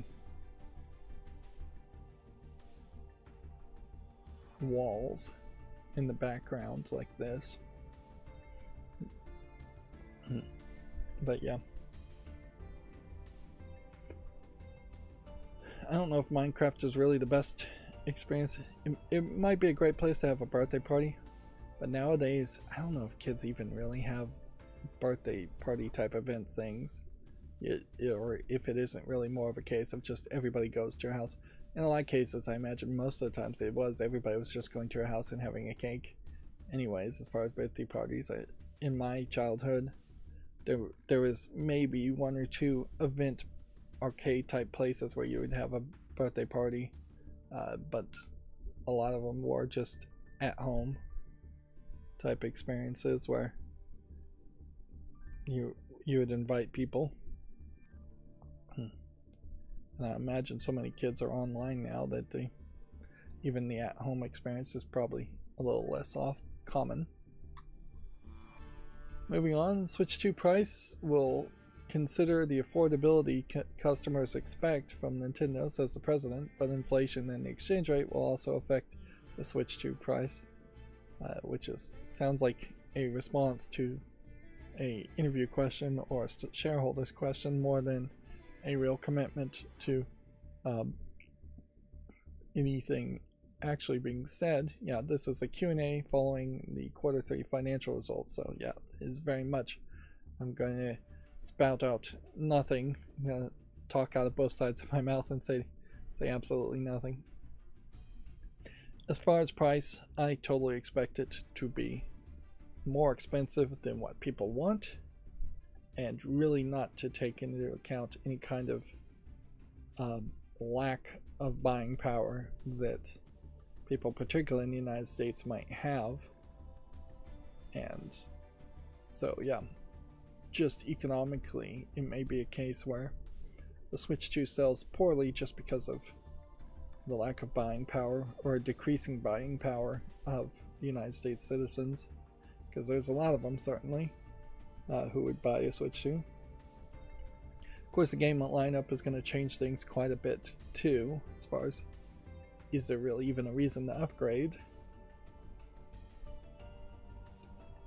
Calling it the Switch 2 is a new experiment, but it might backfire in that you might have parents that say, we'll get the Switch 3, let's skip the Switch 2 and just do every other generation, which you've now set that precedence. And that has not been a bad strategy for consoles.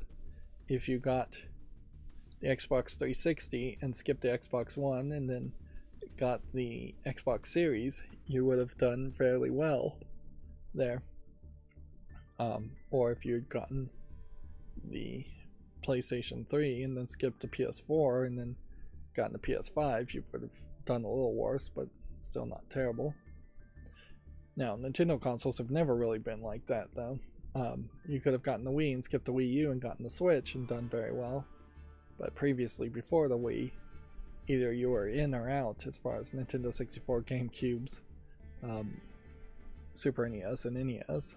Each of those fairly significant upgrades.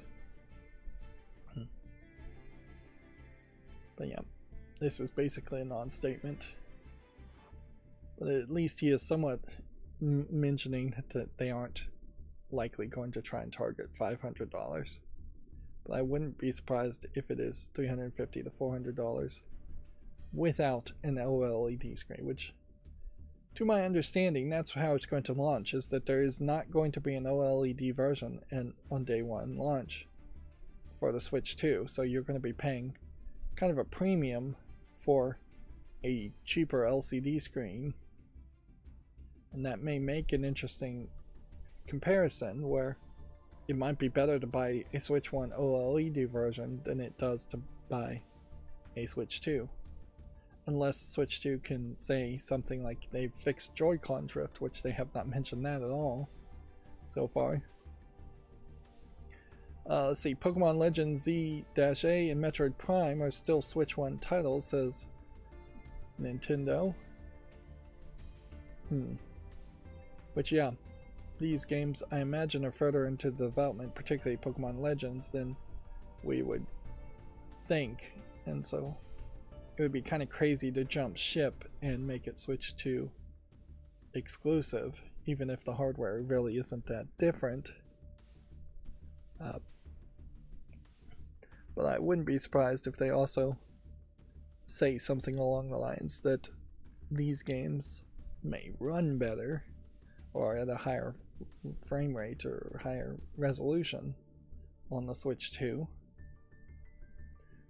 They may not really try and push exclusives for the Switch 2 very quickly because the price may be too high. There is definitely a possibility here that the price might be way too high, and we are just on the verge of the new Nintendo of Japan president making his first big mistake. Yeah. Which that could happen, certainly. I've not heard anything more from Pokemon Legends Z-A. And it does definitely feel like, since Legends Z-A is probably not going to be a numbered sequel to the Pokemon series, or a proper sequel to the Pokemon series, it does feel like they are taking some extra time to make the next Pokemon game, which would be good. We'd want it to be better quality than the last one, but feels like we're getting close to needing an announcement for a proper sequel to, I think, Shield and Sword was the last ones that were in the main story. Monster Hunter Wilds Open Beta 2 starts later this week, offering bonuses for the full game. We might run into some duplicate stories here, and I know there's a lot from Video Games Chronicle, and just a lot in general. So we'll see. The LA Pokemon Go Fest is going ahead following the wildfires, but players will be offered refunds. This was, so you have until February 23rd to request a refund for the event. Interesting. It's interesting people are still playing Pokemon Go. Suppose that is something that a Switch 2 might in some way try to integrate. I guess the question is, would parents be upset if the Switch 2 had some kind of location service in it, either via Wi-Fi location, which you could do it just with Wi-Fi, or through a cell tower or GPS location. Because if you did have some kind of location device in it, then you could find lost or stolen Switch 2s. So you can make that a good sales point. You could track your kids, which might be a good thing, might be a bad thing, depending on who's doing the tracking. But yeah, I imagine some parents would be upset with that being a feature too. Although, at this point, if you're giving a kid a cell phone, they are definitely trackable via the cell phone, so it may no longer be an issue. If it had basically like a iTag like functionality where you could find it specifically in a room using the millimeter wave technology, and it's not just like a generic Bluetooth beacon that tells you within 100 meters where something is, that would be very helpful too. And those are actually the kind of features that need to be added to the Switches. Can you connect to a Nintendo account and make your Switch beep if you lose it? Can you locate it if it's stolen? Things like that would be fairly helpful. But even if they did go out of their way to put a location hardware into a Switch 2, they may very well only be doing that for Pokemon Go, which wouldn't be financially worth it. And frankly, you can make like an accessory that would just plug in via USB-C just for Pokemon Go to do that, and then you can make it optional. Of course, that doesn't help with stolen Switches. You just would immediately take the accessory off.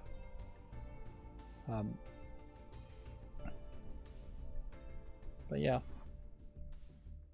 I don't think location-based stuff would help with any other game, but it would in general open up the possibility of cell phone games being run on the Switch more often and working. So that is a thought. That could be a surprise thing that the Switch 2 could do. It would be more traditional than making a Rob the Robot type creature. If you were going to do a modern Rob the Robot, it very possibly might be something that has multiple Pokemon skins, and that you could swap out different Pokemon skins on an exoskeleton creature, or multiple character skins overall.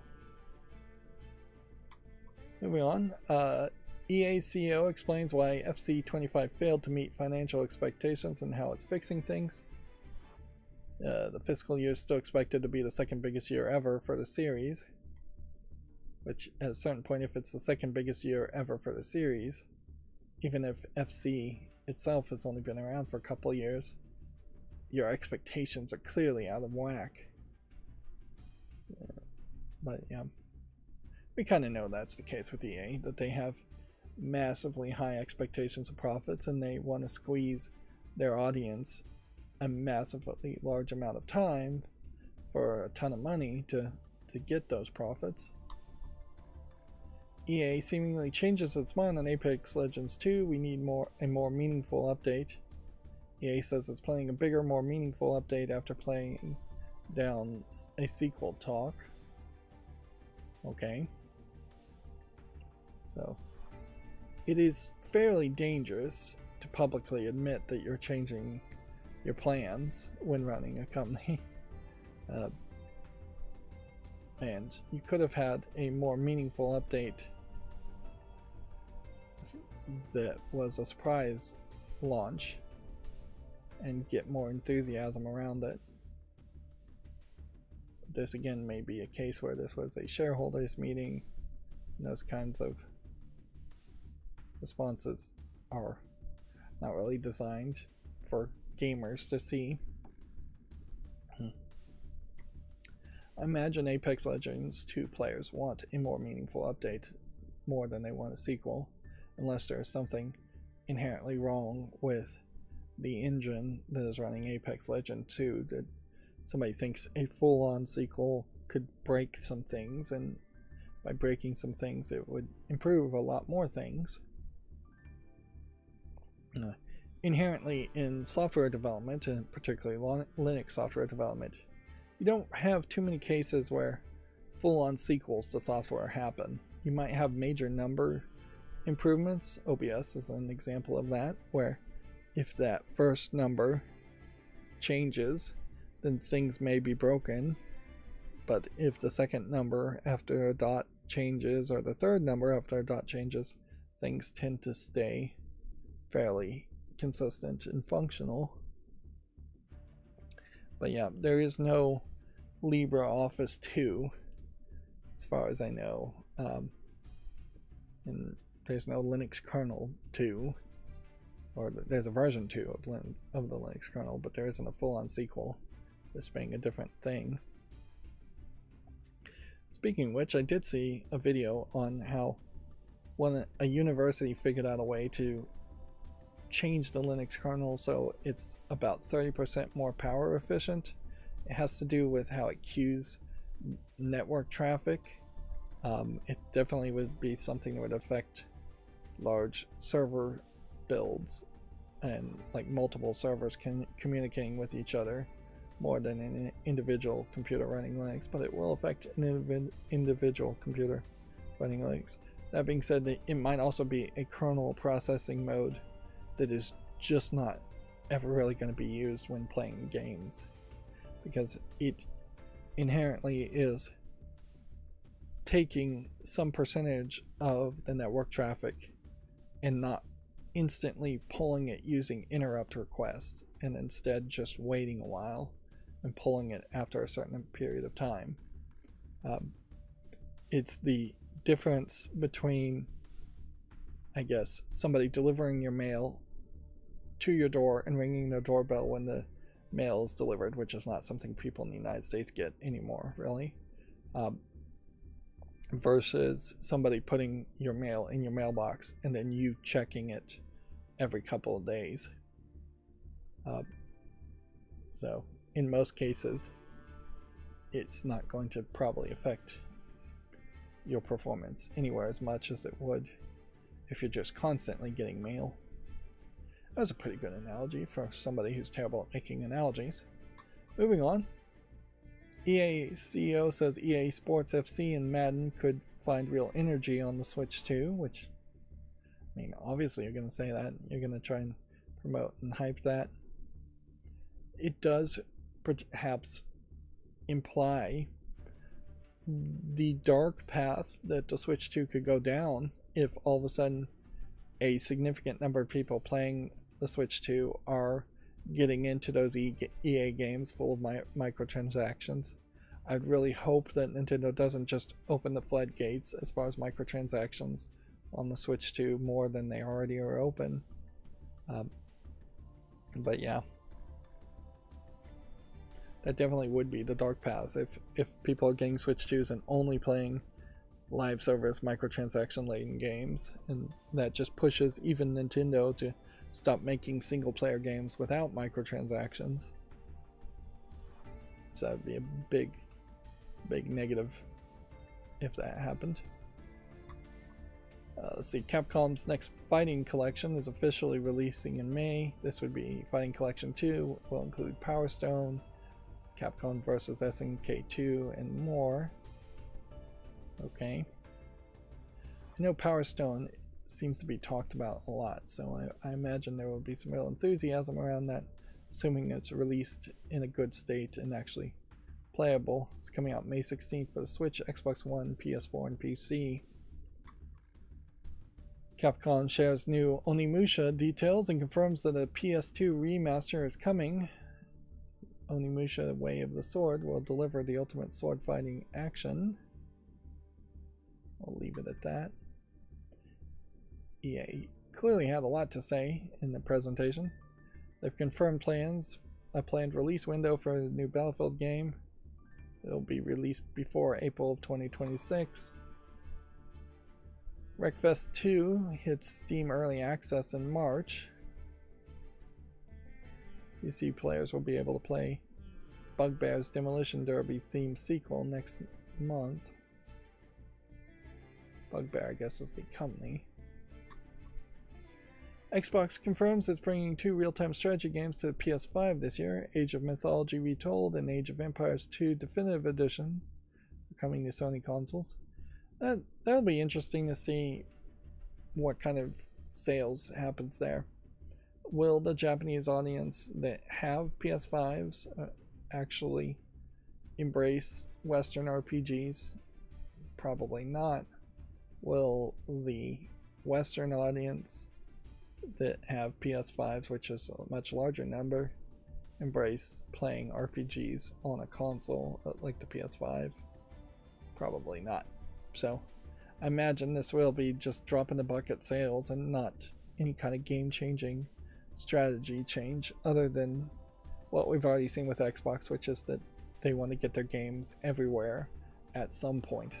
Perhaps not day and date synchronous launch everywhere. But yeah, I don't think we're really in the age of strategy games being a thing. I called them RPGs, I think, earlier. They're strategy games. Slight difference there. Big difference there, actually. Destiny 2 Heresy is missing some voice dialogue due to the SAG-AFTRA strike. So this may be the first example of, as far as I understand it, still ongoing SAG-AFTRA strike. Certain voice lines in Destiny 2 will be silent in game with subtitles enabled by default. Interesting. But I suppose here that it's kind of worth applauding Bungie just the tiniest amount, because at the end you still have to say, well, Bungie has failed to negotiate with SAG-AFTRA to either get an exception to the strike or to do their part to end the strike, whereas many other games were given exceptions to the strike. But I guess a tiny bit of negotiating in good faith has to be admitted with Bungie, in that they did not go out of their way to hire scabs, to non-union workers to voice those lines, or have their management employees or their associate level employees who are not voice actors voice those lines. Perhaps there is a bit of strategy here in which they are going to somehow try and blame the union SAG-AFTRA, trying to get its voice actors better working conditions and better pay. Mostly, I still think they're focused on AI voice duplication protection.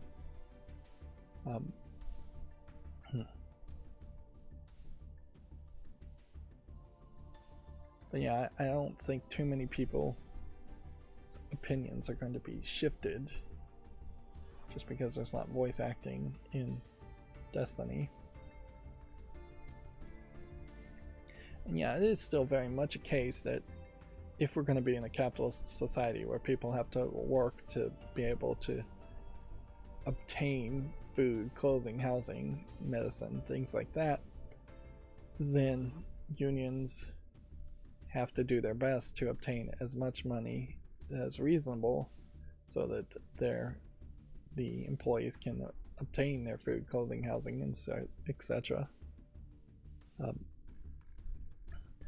If everybody was on universal basic income, or if it was just not a capitalistic system, or pure as much of a capitalistic system, then these kinds of games would probably be passion projects developed on smaller scales, more than likely, and you'd have voice actors willing to work because of their passion of either the game or their passion of celebrating their own voice acting and prestige that they could achieve there.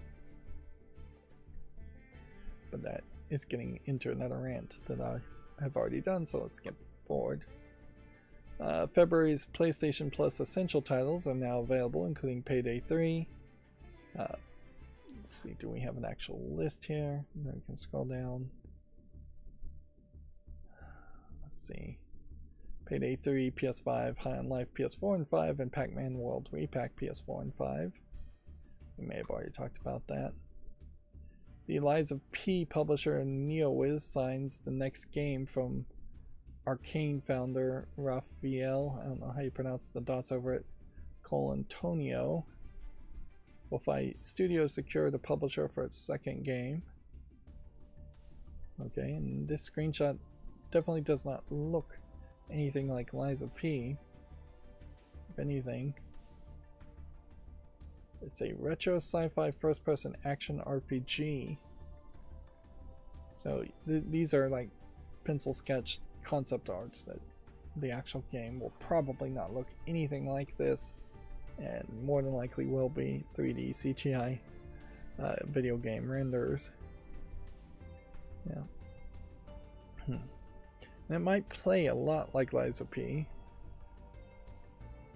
But yeah, particularly looking at this concept art, this to me just screams something like Full Throttle as far as a point and click adventure game. And I was much more excited looking at these concept arts before I read that it was a retro sci-fi first person action RPG. The action RPG element there means it's gonna be a very different game. Let's see. He worked on Borderlands, the pre-sequel, and Mafia 3, two games that were fairly poorly received at 2K. And that may go back to what is 2K really doing when you have people co-founding new companies away from 2K. And in a lot of ways, EA, 2K, those big publishers, companies, names probably do need to go away in favor of medium to small sized company names. Microsoft in particular, if everything was labeled a Microsoft game, if every game from Activision and Blizzard and Obsidian and ZeniMax and like if Double Fine's another one, like if all of those were just labeled as Xbox games, it gives a real false impression that it's all the same people making the same games, and it admits that there's less competition than Microsoft really wants to admit. That's why I imagine they keep the names of a lot of these teams, whereas financially it would make a lot more sense if they did flatten the structure and merge all those companies together, but that would actually personnel wise be a nightmare. People would just not get along and it would be less efficient. Be putting all your eggs in one basket too. Let's see, Avowed, Madden, NFL 25, and Starfield are headline the February Game Pass titles. As far as every month we go through these titles, and Wish there was more of a separate segment I could do just around the Game Pass titles and PlayStation Network titles. And I guess notably, Steam doesn't really give away any games and doesn't have a subscription service. And while Nintendo does have its eShop service, it's never really particularly exciting as far as what they add to the eShop. And I don't think they ever take anything away on the Nintendo service either.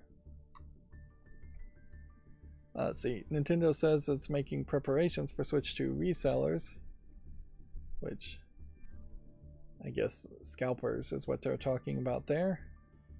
And yeah, we'll see how well that really succeeds. The latest NVIDIA graphics card, the RTX 5080, I believe is what it is. I don't think there are any letters after that. People are putting a bunch of fake listings on like eBay for their RTX 5080, I think, to stop scalpers and make it impossible for people to actually buy the listings. We'll see how that actually goes and how much that actually works, but there does seem to be a increasing amount of action being taken to fight scalping. Although I haven't said this in a while, I said this maybe a couple years ago, scalpers are really just small people that are trying to be in the capitalist system and make money themselves, and that they really aren't the problem there. The problem is the fact that there's enough copyright and patent and trademark protection to prevent anybody from making a competitor to the NVIDIA RTX 5080, other than AMD and Intel maybe making a competitor. But yeah, there is a, at best, triopoly going on as far as graphics cards developers. Whereas if there was less protections around those kinds of devices, there would be more middle level graphics card developers that make decent graphics cards at a more of a price. There'd be more competition. Theoretically, competition is supposed to lower the price. I've never actually seen it work that way. But yeah, this is very much the anti-scalper sentiment, as much as you may hate scalpers, is really very much a bait and switch tactic of rich companies that are exploiting you and overcharging for what they're selling. And they are doing that certainly at a level of collusion with game developers in particular, who are making their games less optimized, so you have to buy newer graphics card when really you shouldn't need to buy newer graphics card.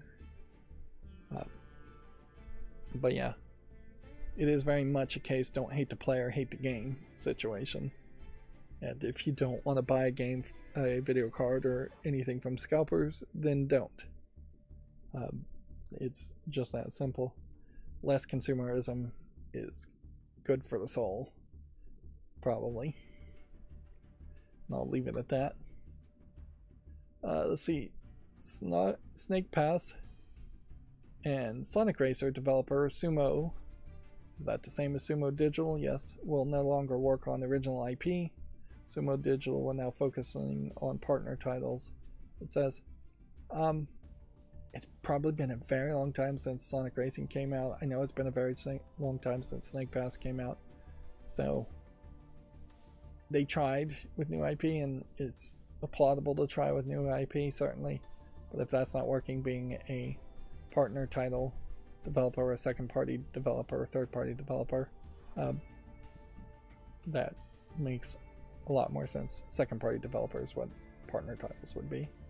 I did play Snake Pass, and while it was an intriguing technical demo of controlling a snake, the actual control and the actual gameplay around it I found frustrating, and just not particularly something that would ever make me want to play a Snake Pass 2.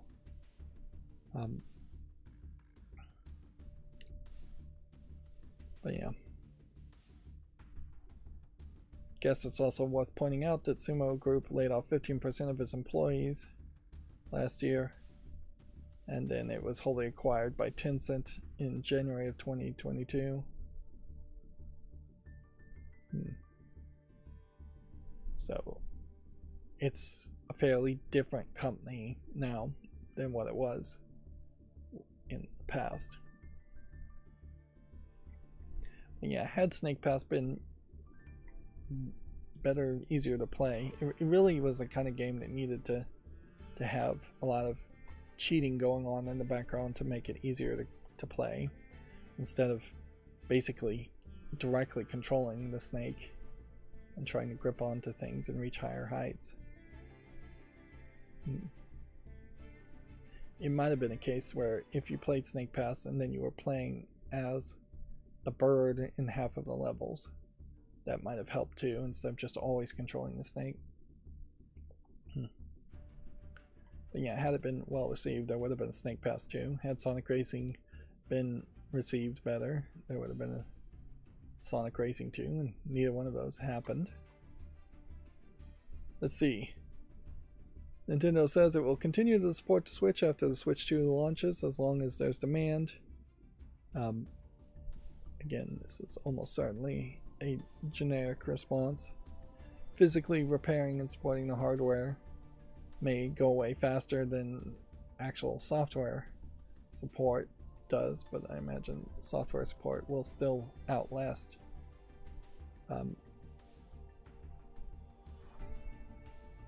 will last for a while, I guess. The Last of Us showrunners explain why Abby isn't muscular in Season 2. We value performance over anything, says Neil Druckmann. In realism, it would be crazy to ask the actor to spend a ton of time getting muscular and frankly less traditionally feminine just for one role. And this is almost certainly a question that would have never been brought up had they not weirdly made Abby muscular in Last of Us Last of Us 2 the game. And then there was major backlash on that. Anyways. Yeah, there's only a couple of examples where a actress in particular has gotten more muscular for a role. I believe the mother in Terminator 2 got very much muscular in that role, and that for her body type may have worked a little bit better.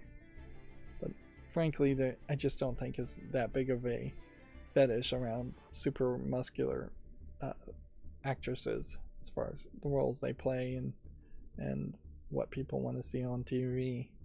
Certainly can be fun to see somewhat muscular, although as they start getting towards the level of bodybuilders, male or female or otherwise, all look very non-human as far as just having way too much muscles. And it is not inherently playing into the strengths genetically of women for them to focus on bodybuilding and musculature like that. Women could be very strong and still look very traditionally feminine, and also surpass men on average with agility.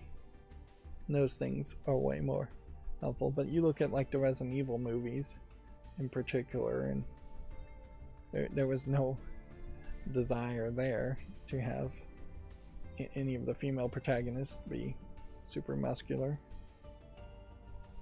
And yeah, it definitely was just a weirdness of the direction Last of Us Part 2 went.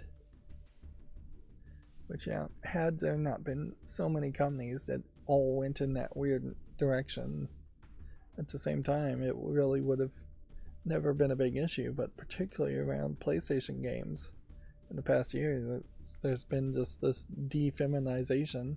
I don't think females appreciate a defeminization happening in the way characters are depicted either. And for the most part, that was rejected even by most and defended by Naughty Dog, I believe, that was making Last of Us Part 2. Outwardly, loudly defending it for no good reason. Moving on. Hideaki Kamiya video reveals that 5 more leads have quit Platinum, including the Bayonetta 3's director. Footage shows a former director's party. But yeah, it definitely feels like at this point Platinum Games is approaching just a completely empty shell of any of the talent it once had. And the Bayonetta 3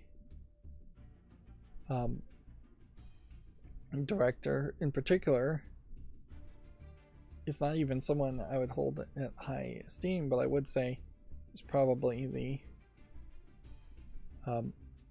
highest esteemed person I would assume would have still been at Platinum.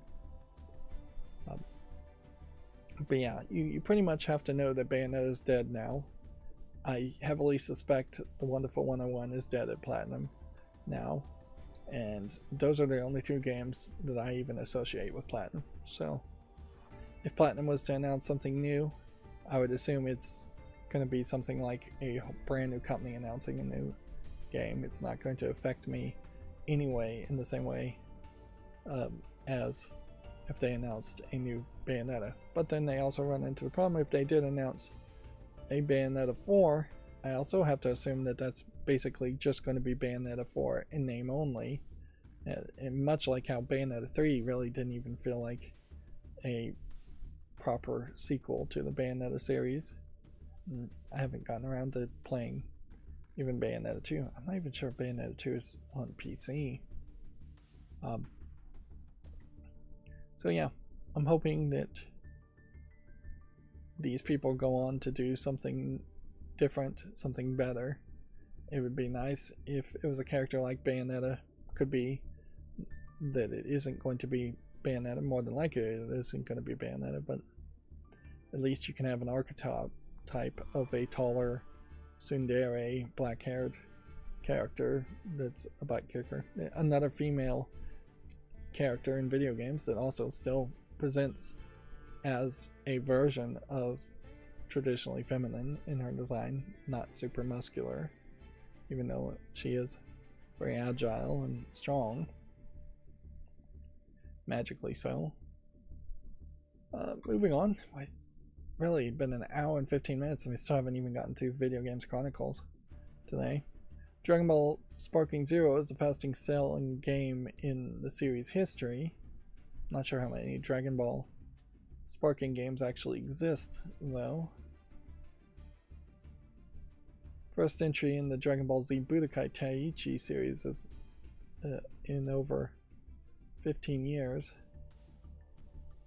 Okay, so I guess it's part of the Budokai Tenkaichi series, but it also has been 15 years since they've had a game in that series.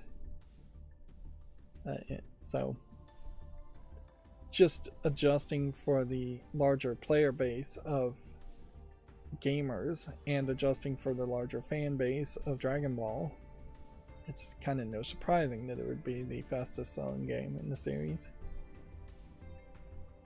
So we can leave it at that. Let's see. EA expects groundbreaking new features.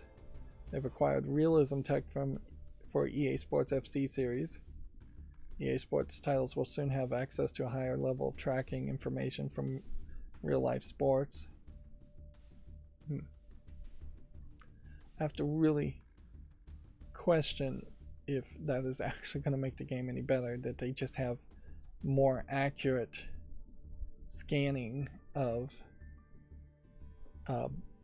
players while either being scanned or actually playing. I'm not sure that you're really going to get them when they're actually playing. This may very well be EA investing way too much time and effort into something that will be very little appreciated. On the other hand, they may have nothing else they can really sell their games on, since they really need to annualize these games and get people to buy the next version and then buy all the microtransactions in the next version. Not being a soccer/football fan, I really have no idea what their audience wants, so I have to leave it at that. Super Mario Party Jamboree marked the series' biggest launch with 6 million shipped. Switch style beat both its predecessors in the first weeks. Is this a relatively new game? I guess it is. Yeah, since I don't even have a Switch anymore, I gave it away. I definitely have no reason to pay attention to Switch games. A PlayStation veteran reveals Sony's first ever game was a space shooter for Nintendo. The first Nintendo PlayStation game was almost finished, claims Shuhei Yoshida. And so here's the Nintendo PlayStation prototype. Or maybe a Nintendo PlayStation. It's labeled Sony PlayStation, so this may not actually be a screenshot of what they're talking about. But clearly it is a PlayStation prototype. It certainly would have been probably worse for the gaming community had Nintendo actually signed a deal with Sony and the Sony PS1 was just a Nintendo PlayStation and that was the next console. We never, I think, are going to get the real story as far as why there was such a willingness to change your agreement with Sony and Nintendo, or seemingly was the case that Sony announced something without permission of Nintendo, and that alone was enough to have them undo the deal. But yeah, my point being that had a Nintendo PlayStation come out, then the PlayStation 1 would have never been actually competing against the Nintendo, and Nintendo would have been the sole developer of consoles of any note for a much longer amount of time with less competition. There certainly were other things like the Philips CDI that tried to come out and tried to be successful that were way too expensive and never gained any fandom. But had the Sony PlayStation 1 worked, and then there would have just been a Nintendo PlayStation 2, and then potentially a Nintendo PlayStation 3 before even an original Xbox might show up into the picture, assuming Microsoft even tried that. It definitely would have been a monopoly. Maybe that would have been better because it would have pushed more people to PC gaming as the only alternative to Nintendo consoles. But particularly in video games, I don't see how competition makes things worse. I think competition, at the very least, makes things slightly better. It hasn't really decreased the cost of consoles or games in any way, having competition, but perhaps it has slowed the increase of consoles, but probably not even that. But definitely you wouldn't have had a game like Halo ever made if there wasn't an Xbox. That was definitely targeting a Western audience and a gamer bro audience that just did not really exist.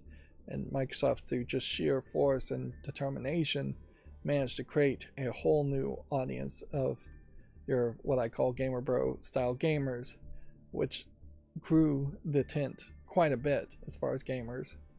Video gaming right now would not be likely beating movies as far as profitability and being a major form of entertainment if it weren't for the fact that the Xbox existed.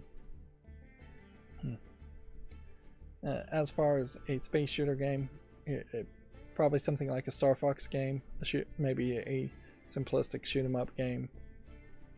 I'm not particularly too interested in that though. See, the Switch 2 can't come soon enough. Nintendo lovers forecast again as Switch sales decline 30%. Switch 2 has cleared over 150 million, but sales are slowing faster than Nintendo expected. I don't know why Nintendo would have expected them not to decline. We're well past the saturation point of people having 1 or 2 Switches, and as soon as it became clear that a Switch 2 was going to be backward compatibility, there's a great argument to not buy a Switch. I definitely was telling people, even as far back as Black Friday, that you probably shouldn't buy any console for 2024, and if you were going to buy anything, you would get a Steam Deck or just a PC in general. And as we got closer to Christmas for 2024, it definitely was a case where buying a Switch made less and less sense, because past Black Friday you knew they weren't going to surprise release a Switch 2. And even now that they have announced a Switch 2, there's still not a huge argument to buy a Switch 2 if you've already got Switches, or buy another Switch. There's not a lot of moddability on the original Switches either, so unless there was something that was found even on the most recent models of the Switch that let you hack it, and you could get Switch used very cheap, say $75. That's about the only reason why I would say you would buy a Switch right now. So can you find one that's used that doesn't have massive Joy-Con drifts, or do you not care about Joy-Con drifts because you're going to plug a different kind of controller into it? Can you hack it? What's the level of the hackability there? Can you run ROMs for the Switch without getting caught and sued? Or can you just run possibly ROMs for NES, Super NES, Nintendo 64 games? And even then, there's a question whether they'd run even Nintendo 64 games well on a Switch. Could you put Android on it? Could you turn it into a cheap tablet to use Android while still not really having cell phone accessibility? Could you turn it into an e-reader, even though the battery life is probably not great for an e-reader? Yeah, I haven't really seen a lot of those kinds of hackability projects going on, and arguably you might very well, at this point, I haven't researched it, be able to run Switch games on the Steam Deck. I think you can, if you've got the right emulator already. So Steam Deck may be a little bit more expensive, but it may very well be your best bet if you just don't really want to support Nintendo at all, which is an understandable feeling. Let's see. A new Xbox Indie Showcase is coming this month. The next ID at Xbox event will take place on February 24th. Is this the same logo that they are using? Like, increasingly I'm realizing that Video Games Chronicle just uses the same images. So an announcement on Twitter, or X, which is what they still are doing, may very well be using different logos. And this is a really small embedded video, and I could make it bigger, but actually not even going to bother. Yeah, you can see up here in the logo, it is a very different logo from what Video Games Chronicle used. There's a decent chance that like half of these games, like that's Belletro, are just coming to Xbox, and they aren't inherently new games. That I see Raft. Maybe that these games are already on Xbox platforms, whatever Xbox platforms really are interested in, and that they're just going to be better promoted or on sale. I think Microsoft probably is getting away from this idea of having images that show specific games, because they inherently end up taking, this looks like Flappy Bird, and just repeating the image what looks like multiple times. That's the same as that, and so it is just giving this fairly easy to see through attempt at feeling like there's way more games than they actually can commit to or confirm will stay on their platform. The ESA has spoken up as a lobbyist group for the United States, and as the company that runs the ESRB ratings group for video games, and in the past was running E3 and getting a lot of money there. They say tariffs on video games could, quote, cause significant harm to everyday Americans, end quote. Emotional harm, I would assume, is what they really mean there. I don't think tariffs on video games could ever be proven to cause physical harm. But yeah, certainly there are people that have mental coping mechanisms by playing video games and emotional coping mechanisms by playing video games, and tariffs will potentially affect that. Specifically talking about video games, the hardware is going to be almost certainly affected by tariffs on mainland China and Taiwan. Not getting into the argument of whether mainland China considers Taiwan part of their country or not. Physical hardware, though, almost certainly going to be affected there. If you had tariffs in the Middle East and Africa, some of those rare earth minerals could become even more expensive, although most of those rare earth minerals are just being mined and sent to China for manufacturing. Anyways, tariffs specifically on Japan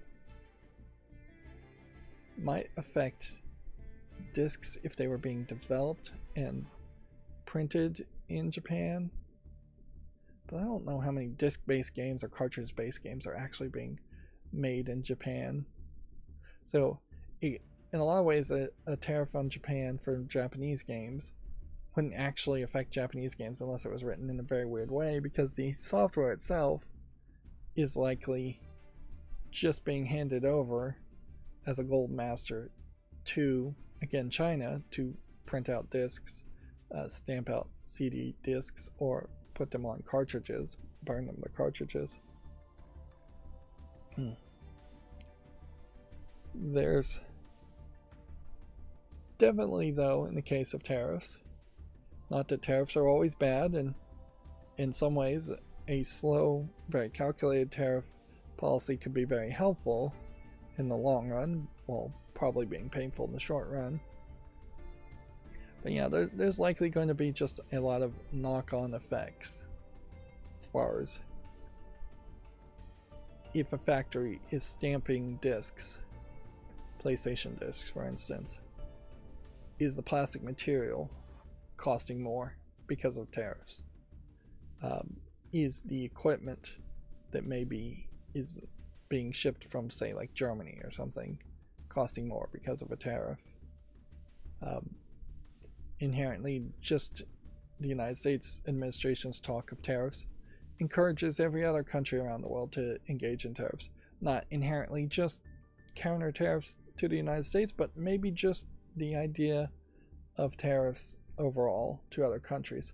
You might see Germany put a tariff on China, or a higher tariff on China, sending out equipment, optics equipment or something like that, to burn the Blu-ray discs that are PlayStation games.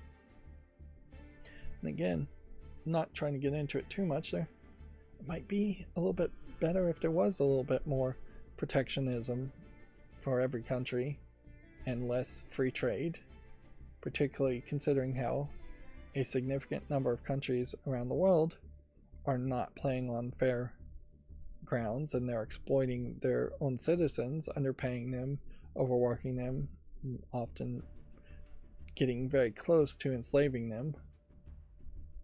And the whole idea of world trade really is, a free world trade in particular, is an idea of corporations and billionaires and the 1% gaining more money and potentially gaining even more power because they can threaten individual countries with the country failing economically unless they're allowed to exploit people more or do something shady otherwise. Whereas there is a very good argument to be made, I think, that a corporation itself should not ever be able to be allowed to be global to the extent that they are now, and that a car manufacturer in the United States really should just be forced to be a car manufacturer in the United States. They shouldn't be able to have factories in other countries and have the vast majority of their components built by thousands of other companies in thousands of other countries. That the whole global economy economically is dangerous, but ecologically it's also very dangerous. There's just way too much stuff being shipped on shipping containers from point A to point B for no reason. It just doesn't make any sense at all. We've got, as I understand it, we've got like trees that are getting logged in the United States to be shipped over to China, to be cut and assembled into furniture, to be shipped back to the United States to be sold at a cheaper price. And that does not make any sense at all. Just on the face of it, it's ridiculous. Like, if the trees are growing in the United States, they should be cut and the furniture should be assembled, or at least flat packed in the United States, shipped to United States citizens and anyone else who wants them. Man, it's been a lot of economics talk today, but heck, I mean, that's what the world's all about, and gaming in particular, in general, is an economic system. Of course, this also highlights that not a lot of new games this week. Let's see. The former PlayStation exec Shuhei Yoshida on the Switch 2 reveal says, "I was surprised there weren't many surprises." He was expecting more. I can generally agree with that too. It does seem like they have held any surprises, if they even have any surprises, very close to their vest. And if there is like a mouse control concept here, they didn't really come out and say that there's going to be a mouse control concept, and they didn't say what the C button does. They very much had that teaser trailer mostly just focusing on the magnetic grips, which, while that mechanically might be revolutionary, it is not going to keep people's attention for the longest amount of time. And I seriously doubt we're going to have games, even WarioWare style games, where you're just attaching and detaching the magnetic grips of the Joy-Cons a lot. In fact, now that I think about it, that would be kind of a nightmare scenario if games just now were allowed to tell you to unplug your Joy-Cons and play it in a very different way. If all of a sudden control is taken away from the player and that is just going to be a mechanical requirement. Because yeah, I definitely think that there's two play styles there, and people pick their favorite as far as whether they want to play with the Joy-Cons attached or whether they want to play with the Joy-Cons detached. I don't think that there's anybody that really wants to sometimes play with them attached and sometimes play with them detached in the same play session. Let's see, Need for Speed is on hold, but EA says it will return in new and interesting ways. New and interesting ways, to me, translates to more than likely they're going to wait until they're very desperate and make a Need for Speed game to cash in, possibly as a live service game or a microtransaction game or a gacha game.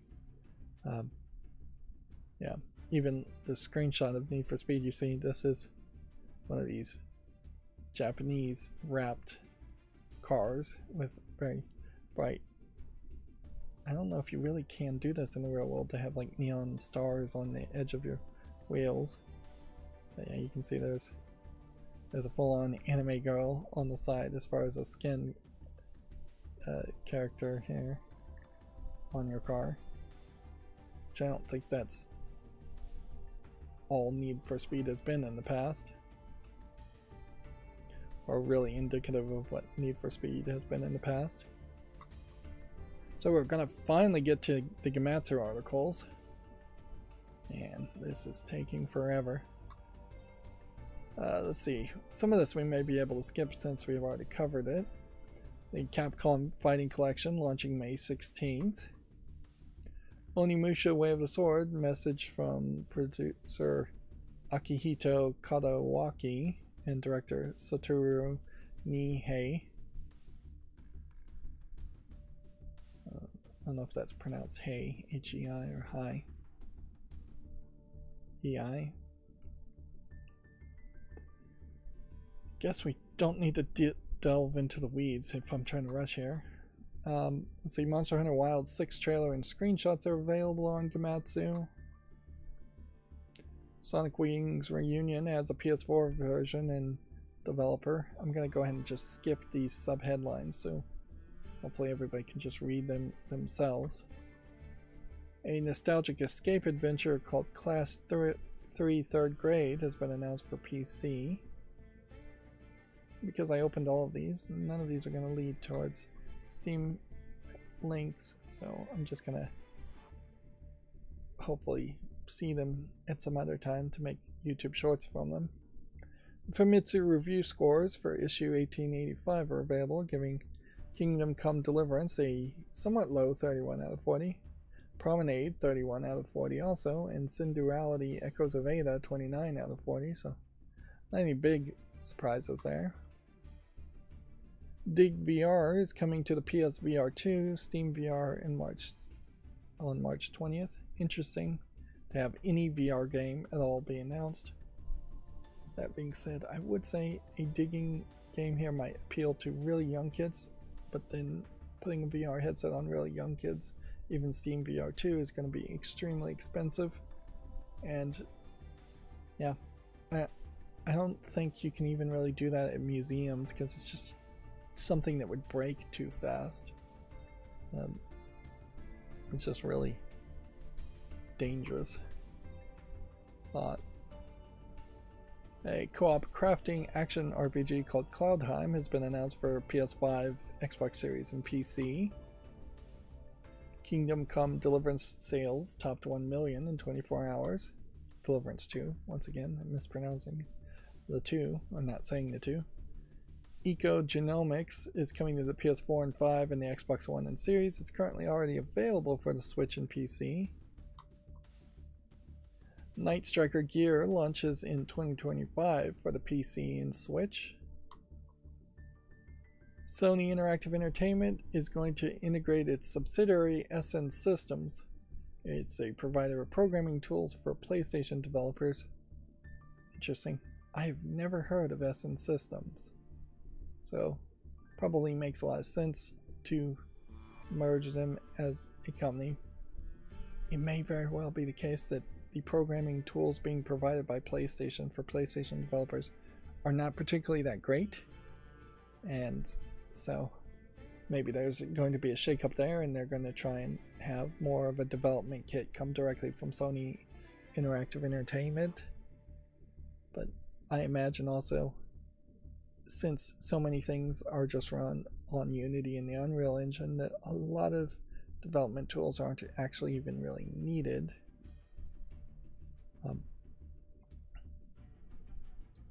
I guess we would have to think back, and this almost gets down to a personal opinion as far as, is there a real thought that Sony has been better, have the versions of games that have been released both on the Xbox and Sony been better on PlayStations?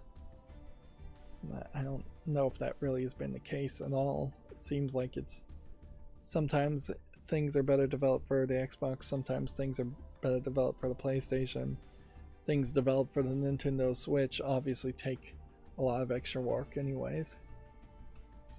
PC still, I think, overall on average is the best place to play games, but the Sony games that are first party or second party Sony games tend to struggle to make it to PC. The next generation of consoles from Microsoft and Sony are almost certainly going to be approaching just full-on PCs, and there's not going to be anything special built into their hardware that really requires extra programming tools. and inherently you want the programming tools to go away anyways. You want to be able to make the code in something like the Unreal Engine or the Godot engine or something like that. And that, I haven't played with the Godot engine in about a week, but one thing certainly that's great about the Godot engine is that you have this engine that lets you make something for PC and Android and just HTML web pages all at the same time, depending on how you set it up. And the code is exactly the same, and it'll just spit out a different executable when you compile it. Now, I don't think it's actually as easy as that actually sounds, though, to make an Android version of the game, but there's at least the beginnings of something there. Whereas in the past, you definitely would have had to write your code for specific software, for specific consoles. And in the era of like NES, you would have been hard coding your code into circuitry, ROM chips at best, that would be flashed once, specifically for the NES or the Sega Genesis, if you really were doing any real coding at all. Pong itself, being the first game, as far as we know, first video game, runs completely on hardware and has no programming at all. And most of the Game & Watch games run completely on hardware and have no programming in them at all. At a certain point, though, code is just translating to physical transistors and hardware anyways, so it's not that special. Moving on, Rendering Ranger R Squared Rewind launches March 20th. Demon Tides demo launches February 24th. ID and Xbox Showcase set for February 24th. Switch worldwide sales have topped 150.86 million. You're getting to 2 decimal points at this point. The Super Mario Party Jamboree tops 6.17 million, and Mario and Luigi Brothership, which they mostly stopped talking about, has sold 1.84 million. Man, and I definitely am feeling the length of this series and need to just, of this stream, and need to wrap it up. Inherently, I have to admit to myself that I don't know what to do to increase my watch time, but these live streams going longer, I think, don't really increase my watch time by much. Yeah, maybe if I had more views in general, that would affect things, but yeah. Me going longer in these live streams is definitely not my desire. But I do want to cover the news. And so, unless I was just going to cover the news every single day, which is a thought, maybe situations would change and I would do that. But I'm not really planning on doing that until I get more settled as far as cleaning and decluttering the house, which is probably going to take at least a month or two. I don't know if I really want to stream every single day, though. At a certain point, you're just getting to become a Twitch streamer at that point. But yeah, I am always actively trying to make these streams shorter, and me talking about it right now is making them actually longer. Dragon Ball Sparking Zero sales have topped 5 million. You still are seeing a real thing where most Japanese companies will put out an art piece, a thank you, when it covers a certain number of sales, and most Western companies don't. Nintendo is perhaps an exception, as it is actually an Eastern company, but it definitely acts sometimes like a Western company. It's inconsistent, certainly, though. It's nice, however, that when there are little thank you art things that are made. Metabot Survivors launches February 10th in Japan. Is a free-to-play survival action game being dated. Now, what I would want to know here is, what is it on iOS and Android, which is what I would expect as far as that it would just be a mobile game. I have no clue whether Metabots was ever particularly that popular in Japan. I think there may just be a case where you have a new generation who are nostalgic for old things they saw as kids. Metabots really felt like it only ran 2 or 3 seasons in the West, and was a little too late to get on to the bandwave of the Pokemon and Digimon, to a lesser extent, fandom. Metabots in particular limiting themselves in their art style by having them be robots exclusively, whereas Pokemon and Digimon could be almost any kind of monster. Digimon in particular can be much more humanoid looking monsters than even Pokemon. But the power of Nintendo really shined in that Pokemon and its massive advertisement campaign convinced a lot of people to be obsessed with it, whereas Digimon faded into obscurity for a while there and has come back, and occasionally you'll have a Digimon anime series like Digimon Tri, and there was a Digimon game that wasn't particularly well received a couple of years ago, or maybe a year ago or so. Digimon's story as an anime I think is way better than Ash Ketchum's story, but notably Ash Ketchum's story went on for a lot longer. Perhaps that is because Ash Ketchum's story is more kid-friendly and just doesn't really have that complicated of a plot. But even then, that Ash Ketchum's story has now ended, and they've made a new anime series for Pokemon with new characters, to which there has been absolutely no discussion at all about that. I don't know if the new Pokemon anime has even made it to the West in any kind of dubbed format.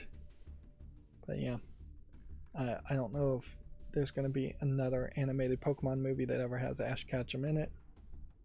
It is interesting to mention that I realized most of the bad guy characters in Pokemon tend to be adults too, and there is kind of this ageism thing where, yes, there are good adults like Professor Oak and Ash's mom and people like that, but if you're talking about like Jesse and James of Team Rocket, and some of the later Team Rocket style bad guys, they tend to be older looking, they tend to be more adult in their at least age appearance, and so maybe that is fairly common for cartoons, but it also just something you kind of would want to see less of.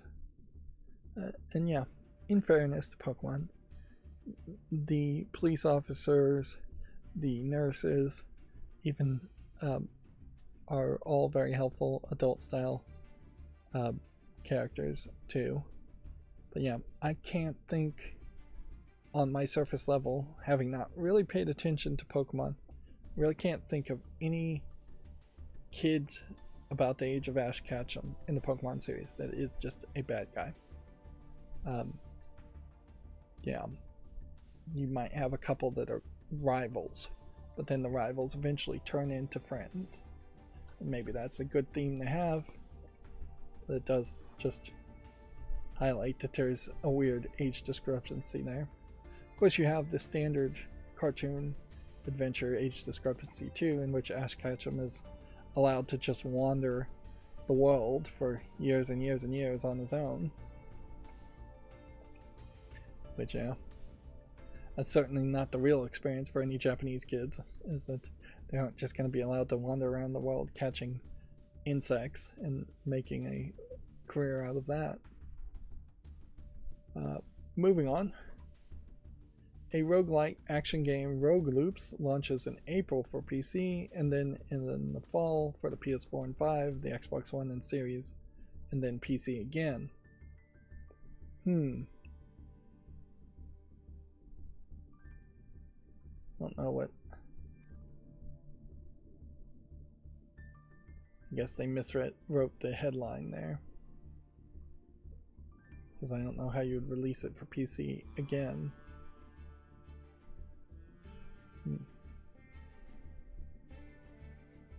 This might be my plugin that is rewriting the headlines to be less wordy that did that, so I might be blaming it. That doesn't happen often though. Wolfeye Studios retro sci-fi first-person action RPG is going to be published by NeoWiz. I think we had pretty much talked about that. There is one extra image here. I don't have the image scaled particularly well. Yeah, this somewhat reminds me of BioShock Infinite, which it's, I guess, worth pointing out we haven't heard anything from Judas in a while, so if you were just trying to clickbait, Judas Cancelled ? Would be a great title to make a 10-minute video. The question there is, how can you make that video somewhat substantive so somebody would want to like your video or subscribe to your channel after that clickbait? Because once you've clickbaited somebody into something, you've got to turn them around and make them satisfied when they get to the end of that video, if they make it to the end of the video. Otherwise, they're going to leave your video and give you less watch time and potentially block your channel, which, yeah, that's a risk, certainly. Let's see, Breakout Beyond has been announced for all consoles and PC. It'll be, I guess, somewhat interesting to see what you could do with Breakout. Breakout being a 2D game, and the new company called Atari licensing its games. Okay, well, to start with, making it sideways does evolve the concept. Then I guess it would just be up to people whether they want to rotate their monitors for a portrait appearance. This does feel like this may be a Pac-Man Championship Edition DX situation where it's going to be very difficult, very bright and neon-y, which that is not a bad game to copy. Championship Edition DX2 wasn't particularly good. And it doesn't feel like they are changing the concept too much. What I'm looking for, oh, I just saw something curved, that's interesting. Though would be collecting rewards, and it doesn't seem to me like you collect rewards in this case. Maybe you hit rewards and you just instantly collect them. And it definitely seems like a game that wants you to have multiple balls in play. See, like this power-up would almost certainly give you 3 balls. But I didn't see a square of 3 balls fall down and have to be touched by the paddle, which makes me suspect, well, maybe that is how that goes, is it's just 3 glowing orbs that hit the paddle. It would be changing it a little bit if you automatically got all the power-ups. So yeah, that's somewhat interesting. 72 challenging levels, global leaderboard. It's going to come down very much to just how does it play after that, and that's where reviews are going to be way more helpful. Wreckfest 2 launches in early access for PC on March 20th. Game Pass adds Avowed, Madden NFL 25, and more in early mid-February. Let's see. Just look at the pictures. Kingdom 2 Towers, Starfield, Another Crab's Treasure, Euden Chronicle. I don't know what the subtitle for Euden Chronicle here is. It's just pixely. So if there are multiple Euden Chronicles, I don't know. 100 Heroes is the subtitle.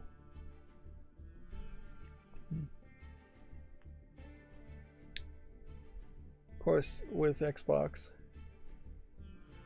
leaving soon is also a thing. And that really at this point it feels like any of the games leaving soon is just unacceptable. And that they should just come to the library and stay on the library. And Microsoft really should start to negotiate its Game Pass to be more of a Netflix style thing, where I don't know if anything has ever really been taken down from Netflix. Maybe a couple of shows and that's it. Let's see, Steam Dolls Order of Chaos launches in early access on PC on February 11th.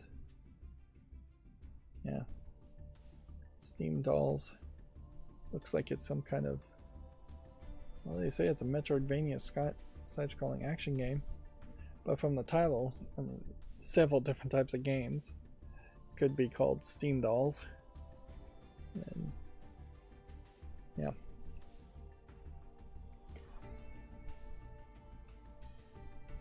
I would expect that it would either be a doll, paper doll style game, or it would be more than likely an anime lewd game or a full-on nude sex game for the title. There's a lot of flashing here. But instead, this feels like this is a Metroidvania game with a steampunk aesthetic to it. Although, weirdly, I'm no expert in steampunk fandom, but one would assume that a steam automaton like this, which is what I assume that is, would be called a steam automaton, not a doll. I just don't think dolls are a phrase that you would use in the steampunk vernacular.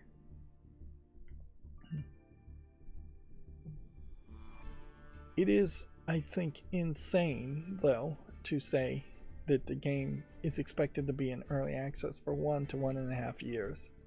I mean, that's really just not early access, and at that point, you're just being, you're already planning on being incredibly slow as far as releasing a game. And you could certainly have content update and add for 1 to 1.5 years, and that would make people very happy. The difference is you just don't call the game early access. You release a 1.0 version of the game at launch, which is what I think everybody really wants, and then you have a 1.1 version update to a 1.5 to a 2.0 version over the course of 1.5 years. Let's see, Quilts and Cats of Calico is coming to the PS5, Xbox Series, and Xbox One on February 11th, and then iOS and Android on March 11th. It's already on the Switch and PC. It's, I think, some kind of board game is what they're saying it is. Skip around here. Oh, it is a board game. Well, I think I've kind of forgotten this game. I definitely think I saw it before, but yeah, I see so many games. Let's see what I've done with it. I didn't put it on my wish list, and it was rated very positively. But yeah, this was March 2024, so almost a year ago. Yeah, I guess you can get maybe a little bit of a bump releasing 2 new consoles only a year later. And while this is rated very positively, it's not rated by a huge number of players. Concurrent all-time peak has only been 223 players. And so this is definitely a smaller game, and with that, the price has to be right. Noticeably, the SteamDB plugin here is pointing out that it has only been 20% discounted so far, down to $16 roughly, which is still asking quite a lot for a game that is a board game. Plus, I will say this one screenshot just gives you the feeling that you might have a lot more visual novel style gameplay, and I bet that's not really the case. I wouldn't be surprised if there's very little of this, or if this is just a tutorial alone. Moving on, MLB The Show 25 has a gameplay trailer on Gematsu if you want to check that out. Age of Mythology Retold is coming to the PS5 on March 4th alongside the DLC Immortal Pillars. Pre-ordering gets 5 days of early access. Inherently, we now have 2 different things being described as early access. in the video game world. That's a problem. Age of Empires 2 Definitive Edition is also coming to PS5 this spring alongside new DLC. So yeah, I guess that does mean that there's a little bit of new content even for the Xbox players who aren't playing on the PlayStation 5.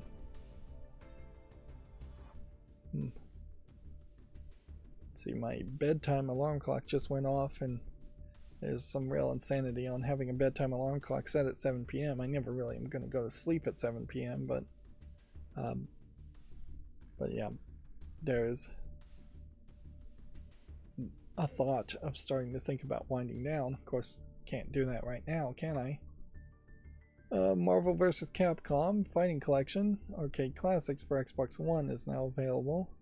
This is the first Fighting Collection. It's already available on the PS4, Switch, and PC. Noticeably not bothering to be released on the PS5. And yeah, Fighting Collection 2 is coming soon. And yeah, depending on how well Fighting Collection 1 works, these might be the definitive choices to go with. However, one of the curators I follow with censored cut content points out that various endings and in-game animations have been removed or altered, most likely involving characters perceived as being underage. Which, yeah, that is a problem, certainly. Remember that a lot of these Japanese fighting games would have been following more of an age of consent law, closer to 16, if not even down to 14 in Japan at the time.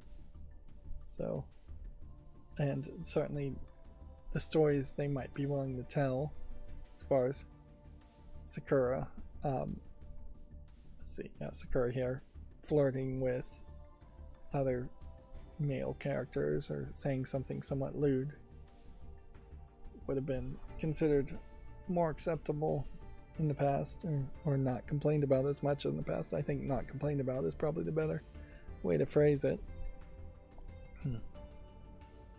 What I want to do is find, let's see, let's go here, first collection, see where the reviews are here.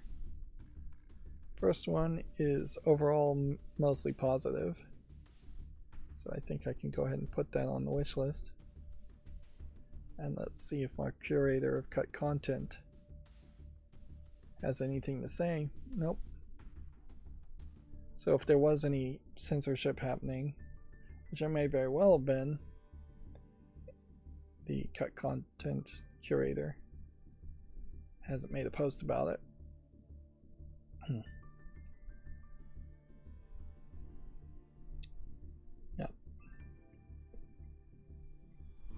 Speaking of times changing, or times not changing, there is something I've seen on Facebook, and I don't know if this is really true or not, but apparently they're going to make a Hulu reboot of Buffy the Vampire Slayer, with Sarah Michelle Gellar being involved. I would imagine pretty much nobody else is going to be involved in it, and even Sarah Michelle Gellar herself probably needs to pass on the torch to somebody else, a new Slayer, to be in charge. I don't know what has happened in the Slayer, in the Buffy the Vampire Slayer comics, but at the end of the TV series they had awakened a whole bunch of potential Slayers who could replace Sarah Michelle Gellar, who definitely is not going to want to be as active as far as the action goes. So yeah, that could be interesting. Josh Whedon, I believe, is the creator. He has been canceled since then as being at least a jerk, as if not bigger accusations were made. So he's not coming back or having any involvement in it. And you really don't need an original creator to be involved in a Buffy the Vampire Slayer series. If anything, they need to just reboot the series and curate the best of the original series and start over and tell just about the same story.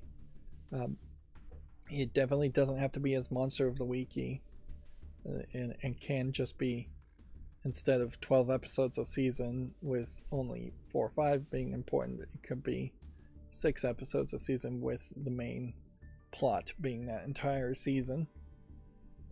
And yeah, you're going to play into the nostalgia quite a bit, but also you're going to want to improve things, polish the graphics, and bring up the budget and just make it look good.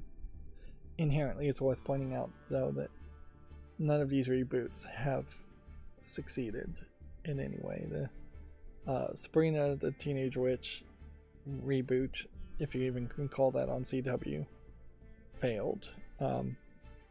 The Charmed reboot on CW, and most of these are CW, have failed. The spin-off show of Supernatural failed.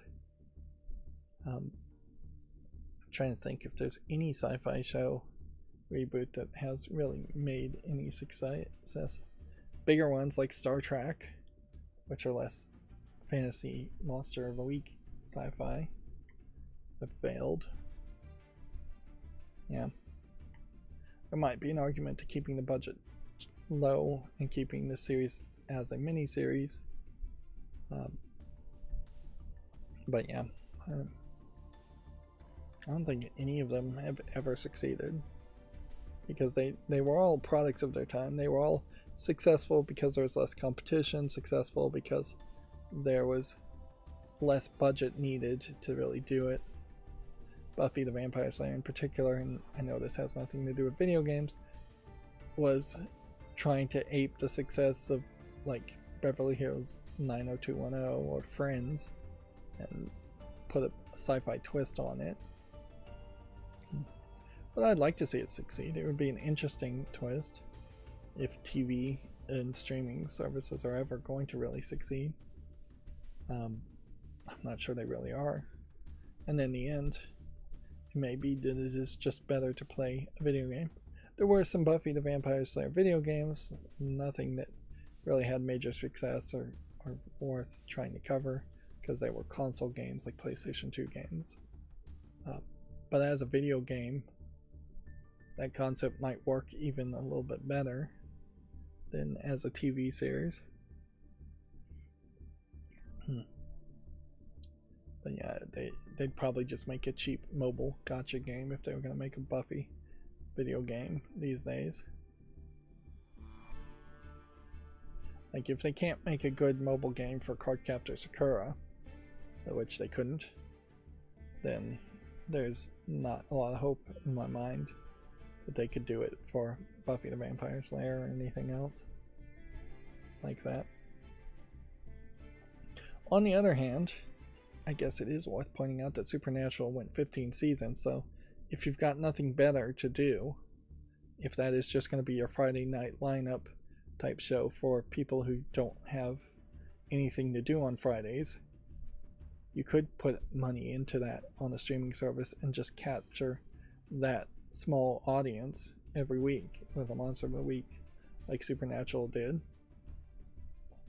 Now, I definitely would argue that Supernatural's 15 series could be curated down to about 5 seasons, which is really what you would want to target. 5 seasons of really good episodes. But no, you could certainly drag it out if you just throw money at it, keep the budget somewhat low, and just support it in favor of nothing else. Back to video game news though. Just Crow Things for PS4 and 5 launches March 19th.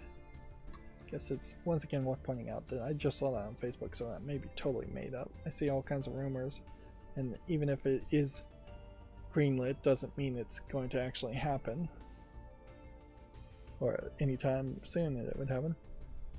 The Action Game Maker is going to launch June 16th. It's a 2D action game developer for any skill. I'd assume this is from the makers of RPG Maker, but maybe not. Let's check out its Steam page. I know one of the RPG Maker games is available for free on Steam right now, and they aren't really games as much as they are very specialized game engine. But yeah, this one I think, nope, that's not free right now. Maybe it's not free anymore. There's a lot of games apparently they publish. Let's see, is there an RPG Maker subgroup here? Software. That should break it down. The RPG Maker Pixel Scaler is free.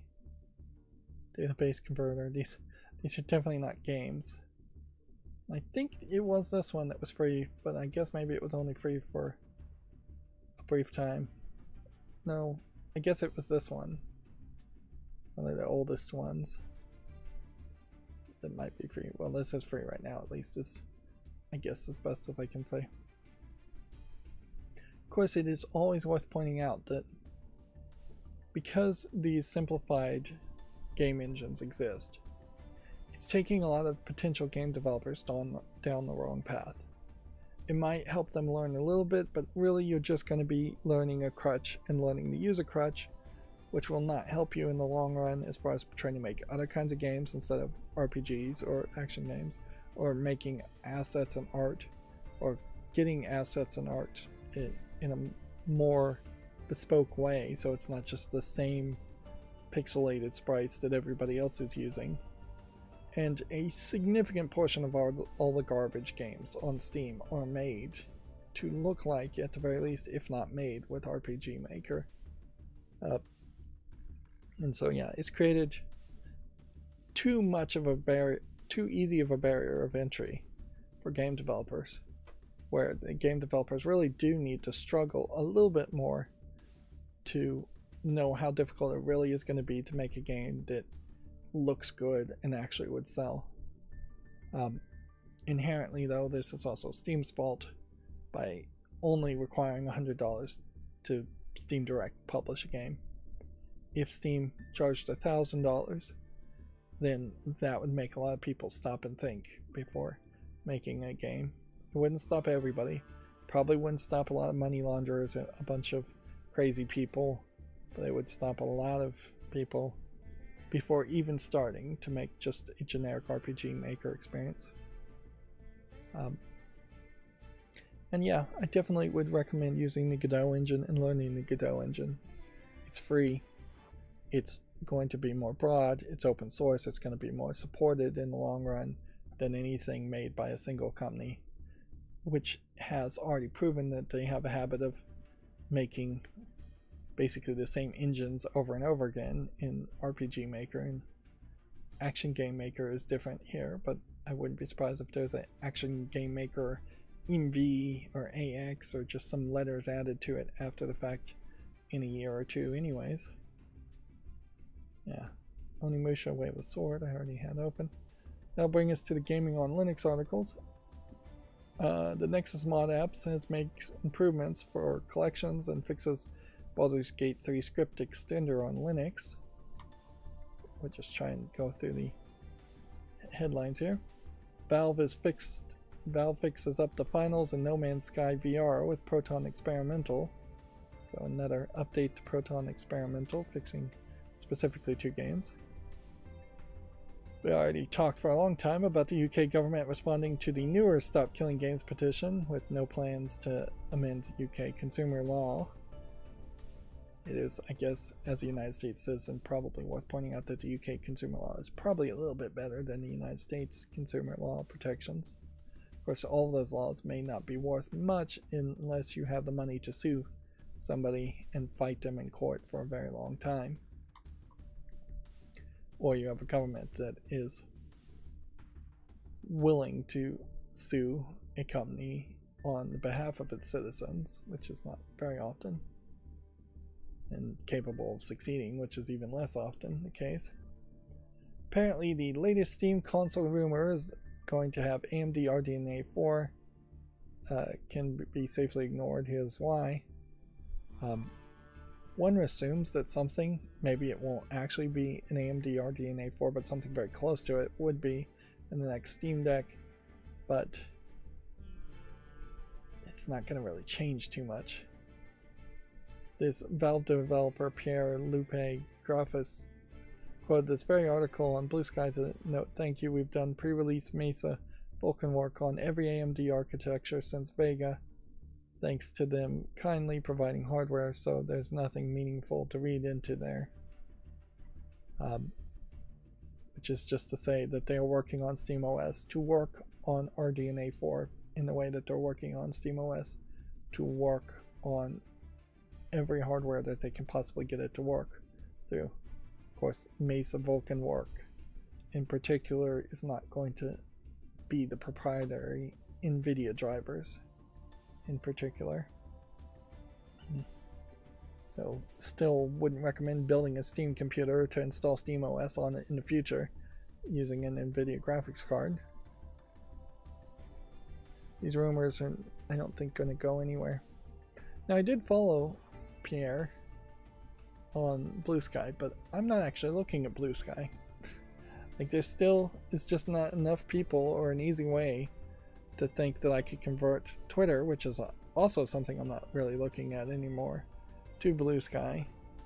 I think slowly the process will be that we'll see more and more video game news articles coming from Blue Sky. But even in the case here, my news sources are still very much quoting from X and Twitter posts. They are not quoting from Blue Sky and embedding Blue Sky posts. So yeah, it looks like it's going to be a fairly slow process.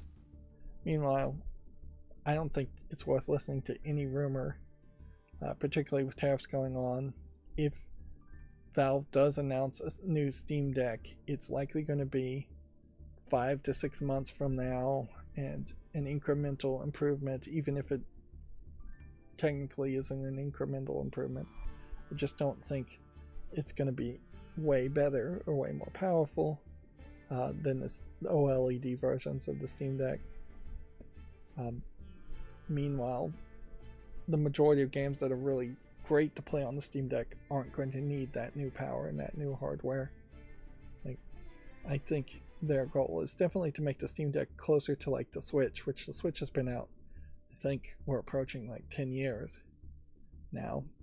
It's like they're going to want to make it a 5-6 year device that you can stick to at least and still get good use out of it. Let's see, Atari announced Breakout Beyond from the developers of Bit Trip. Eyes of War is a medieval era RTS that lets you get up and close and personal and third-person controls. Steam Dolls Order of Chaos we already talked about and looked at. Killing Floor 3 is set for release on March 25th with even more realistic carnage, which I guess is probably what that audience wants. Get ready for Smashing Time in Wreckfest 2 comes to early access in March. Epic Game devs talk about solutions to the Unreal Engine stuttering issues in games, which that has been an issue that's been going around for a very long time, and one would hope that it would be fixed permanently and retroactively. Micro stuttering, inconsistent frame pacing, whatever it is, whatever it's called. There definitely are some pacing issues, and there definitely, I think, should be a desire amongst Epic Game developers or Unreal Engine developers to not just try and push the Unreal Engine to push more polygons and make the graphics better, but instead to consistently have better consistent frame pacing and frame rates. We are hitting a point certainly where temporal frame generation is being talked about and sold as a good thing to make up for the fact that games on engines like the Unreal Engine just cannot push out a 1440p 1080p resolution all the time at a consistent 120 hertz, which would be the new standard to try to get. And the reality is they can't even really get 1080p at 60 hertz consistently. And so the idea of making 3 fake frames for every 1 real frame using AI generation, which really isn't probably much AI, is distasteful in the mouth of most gamers. Like, we already know that there's a massive amount of faking going on in the generation of frames, but once you start to cross that line and hand the process over from the game developer and the game engine faking frames or making frames to a graphics card just faking frames, it's a different feel, it's a different thing. And yeah, I don't want AI generating 3 out of 4 frames, even if I don't ever visually notice it, because it's just setting a precedence that we will never actually have hardware that can achieve 1080, 60 even, which, yeah, we should have hardware that can achieve 1080, 60 consistently, and we shouldn't make games that go beyond that until we can consistently have that be the case. It is definitely diminishing returns as you go to higher resolution and more polygons on screen anyways. So in a lot of ways, the Unreal Engine stuttering issue is spitting in the face of what Unreal Engine really wants to talk about, which is nanite technology to make more polygons and break down polygons into sub-polygons. Yeah. Most of the visual demos we've seen is around nanite have been depictions of rocky mountainous areas or flat plains. They really haven't shown the technology actually improve the faces of humans or trees or anything that is perhaps more organic. The humble choice for February has Total War, Pharaoh, Treepang, Griftlands, and more. Yeah. As I was playing around with the idea of a email list, you know, that's probably something I could do, is just have a monthly, these games are on sale email type list, although I don't know if email is really the right way to do that, or tweeting it out. Definitely has been in my case though that humble choice and humble bundles have become less and less ideal for me as far as the cost and just getting the games, which I guess that does highlight that the Fanatical Mystery Bundle, which includes an opportunity to win a Steam Deck, has more of that gambling appeal to me at the moment than a humble choice, which tells me exactly what games I'm going to get. Despite knowing that 20 mystery game keys, if you buy 20, are highly unlikely to be anything you were even thinking about.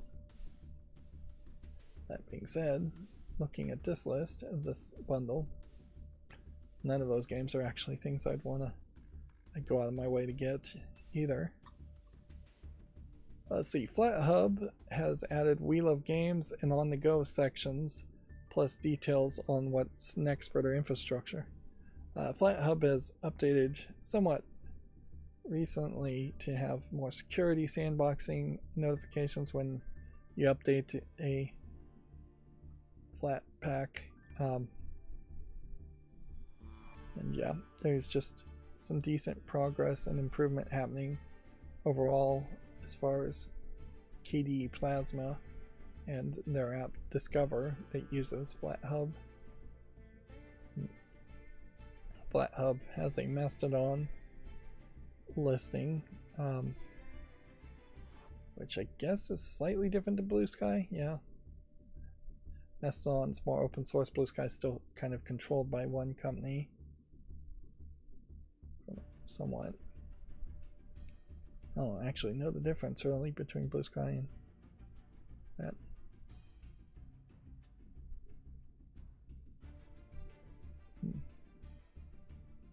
But yeah, they are working as quickly as possible. FlatHub is to be a store that would be in line with the Nintendo eShop or the iOS store or App Store or Android App Store, as far as just these are the places where you're going to by default go to get Linux flat packs to install on your Linux operating system.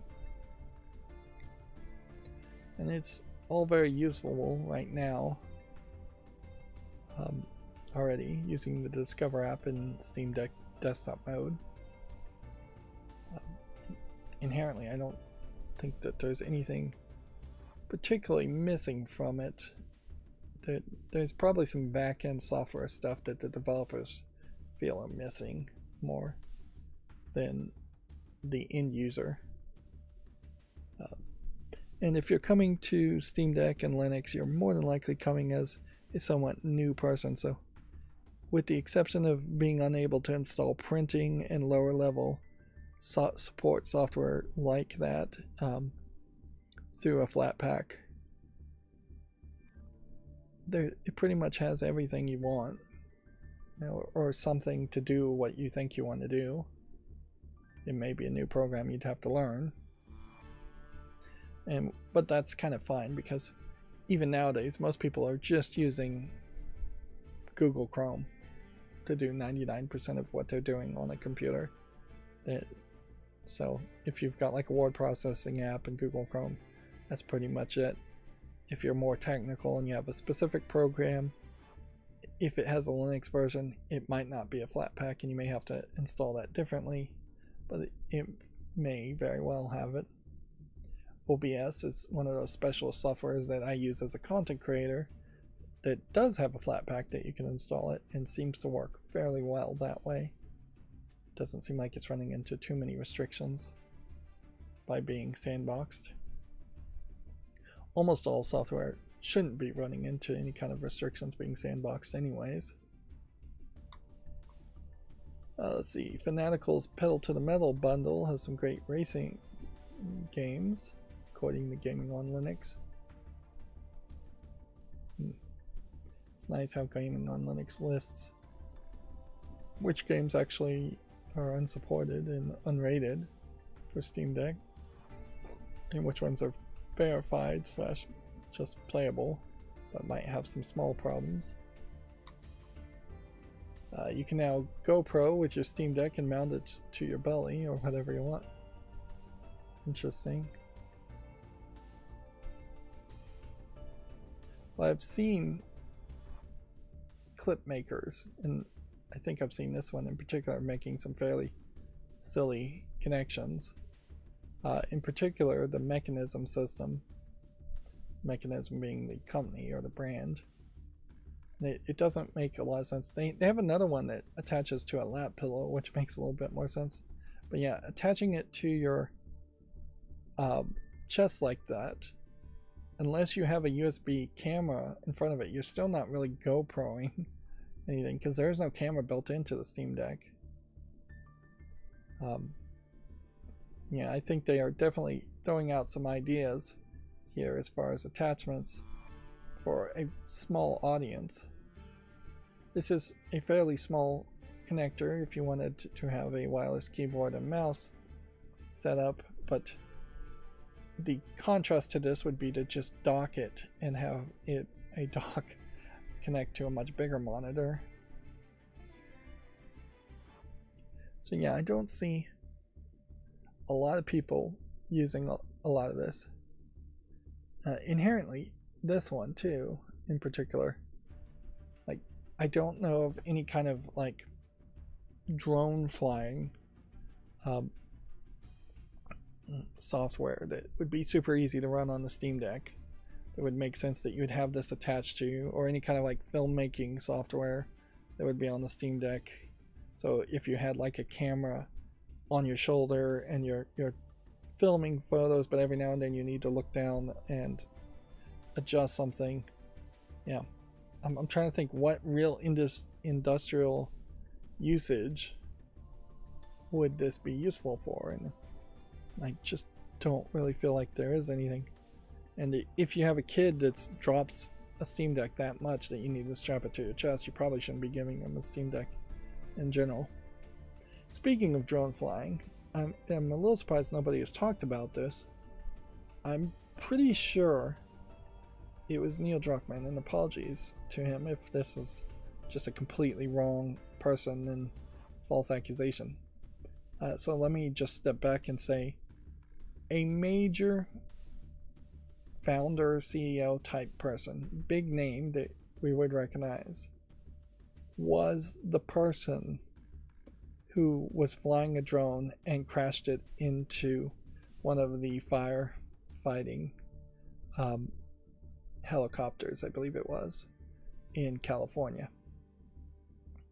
And he has pled guilty to that, and he's going to do like 150 hours of community service and pay for all the damages. So not super video game related. In fact, it's probably the best example of, oh, you screwed up. You know you screwed up. Let's just plead guilty and be done with it and not have it affect you in the longest period of time. There is something certainly to be said about people being better educated to not fly drones around anything and not fly drones during a fire situation. It seems like most of those wildfires have been contained enough that they're not reporting on them.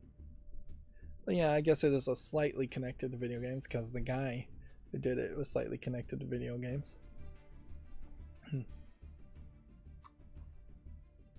But it is interesting nobody has talked about that. Like, we've gone through a massive amount of news today, and we're still going, and not a single mention on that. Here's what I talked about at the very beginning of the stream. Valve is now going to warn on Steam pages if an early access game hasn't been updated in a long time.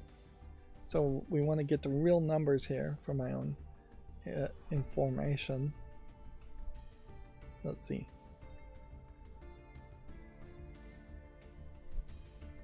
Scanning over Steam today, here's an example to show from Lethal Beach, the released into early access in January of 2024, so it hasn't been updated for 12 months.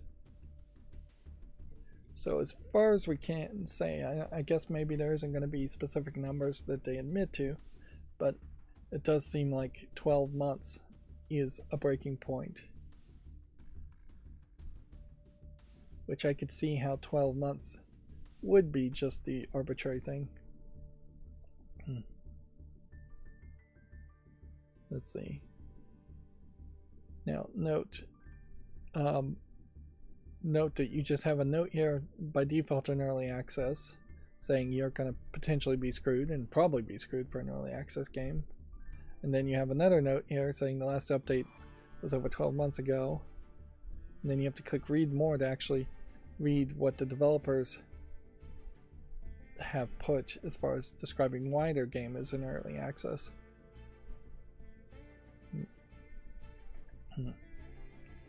Currently, it seems like this notice might appear once the last update was at least 12 months ago, which makes it seem like it would be fairly easy for anybody to cheat the system by putting out a insignificantly small update to their game. Although even doing that may be too much work for many fly-by-night developers. Now, I wouldn't be opposed to Steam cranking that number down to, say, 6 months or 3 months even. I don't think you'd go any shorter than 3 months, but if your game is in early access and is benefiting by claiming it's in early access, the least you can do is prove that it's still being developed by putting out an update every 3 months.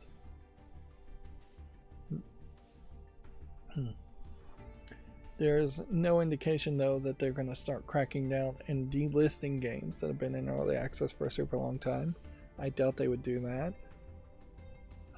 No indication that they have any clue as far as if anybody has died or gone to jail or in any other way, is not collecting the money from the sales of games that are either in early access or not. I guess even game developers that have put out a fully polished finished game still need to probably be in some business contact with Steam. I don't know if Steam really cares to check up on that at all. Yeah, as far as I understand it in the United States, since Steam is a United States based company by Valve, if you reported income to the IRS, I don't think the IRS would ever send you anything back if somebody was dead. Like, I just don't think you would get any kind of notification from the IRS, and this is pre the current administration potentially changing how the IRS does things or getting rid of it completely. But yeah, so if you are just putting money into an account every month because somebody made some sales selling their game and that person died, as long as the account is around, which the account would be around for no, the banks don't have any reason why they'd close an account if somebody died until they've been informed that somebody died, and the IRS wouldn't send you anything. So it's very, very believable that there are probably at least dozens of people who have straight up died and listed a game on Steam, and the money is just going into some kind of account, just sitting there, going nowhere. And banks used to close accounts for a lack of activity, but if you're getting like a direct deposit a month, that counts as activity, so it would just stay around. And I imagine banks don't go and look at accounts that are like over 100 years old, which would not make a lot of sense. So I bet there's a whole bunch of ghost accounts sitting in banks. Anyways, moving on. Heart of the Machine is Deep is a fascinating and engrossing to play as a sentient AI. I'm adding some words there versus what the headline actually said. Beholder Conductor is Papers, Please meets Golden Idol series.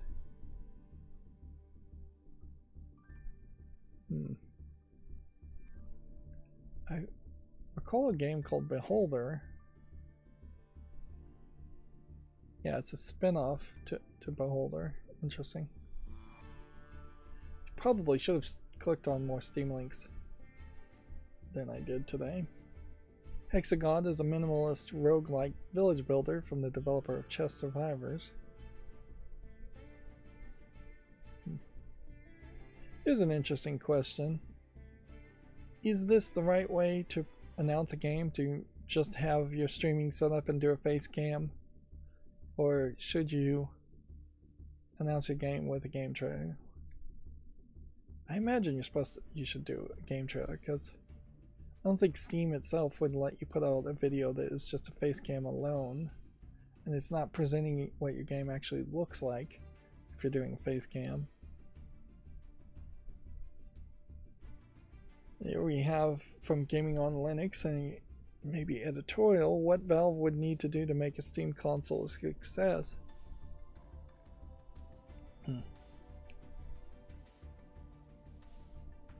Yeah, it is just an editorial.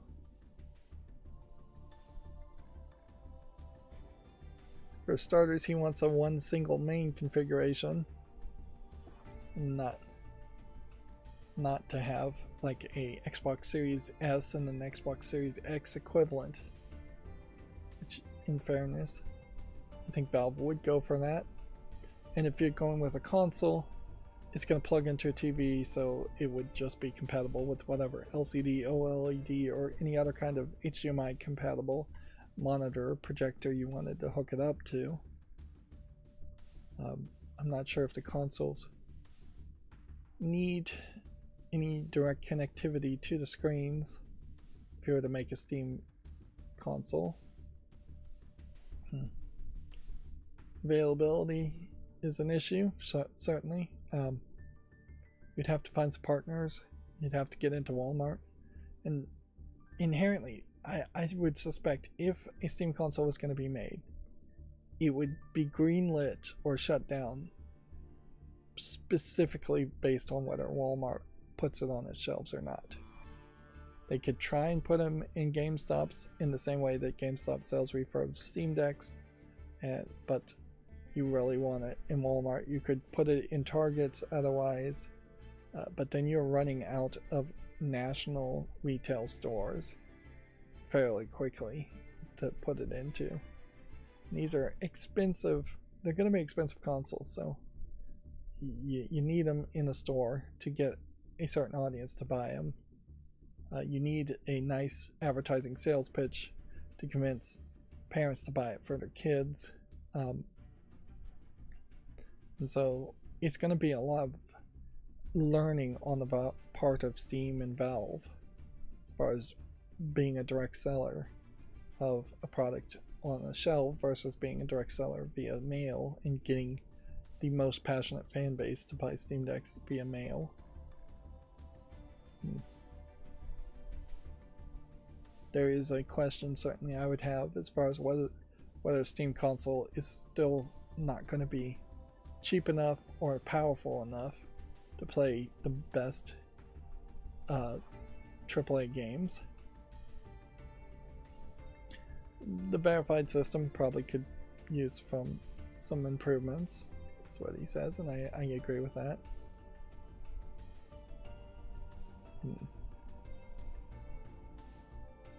So yeah, there is perhaps a thought of a new Steam controller too, in that they would have to experiment with that also, because the last Steam controller with its circular touchpads is just not going to feel traditional enough for people, and I think they would need to make some further improvements there. Like a lot of it is just going to be perception of what it looks like for people who've never played it versus reality of how it actually feels in the hands. And even the Steam Deck visually looks like something that's the wrong kind of layout for a controller, but actually plays pretty well in the hands. And arguably it might need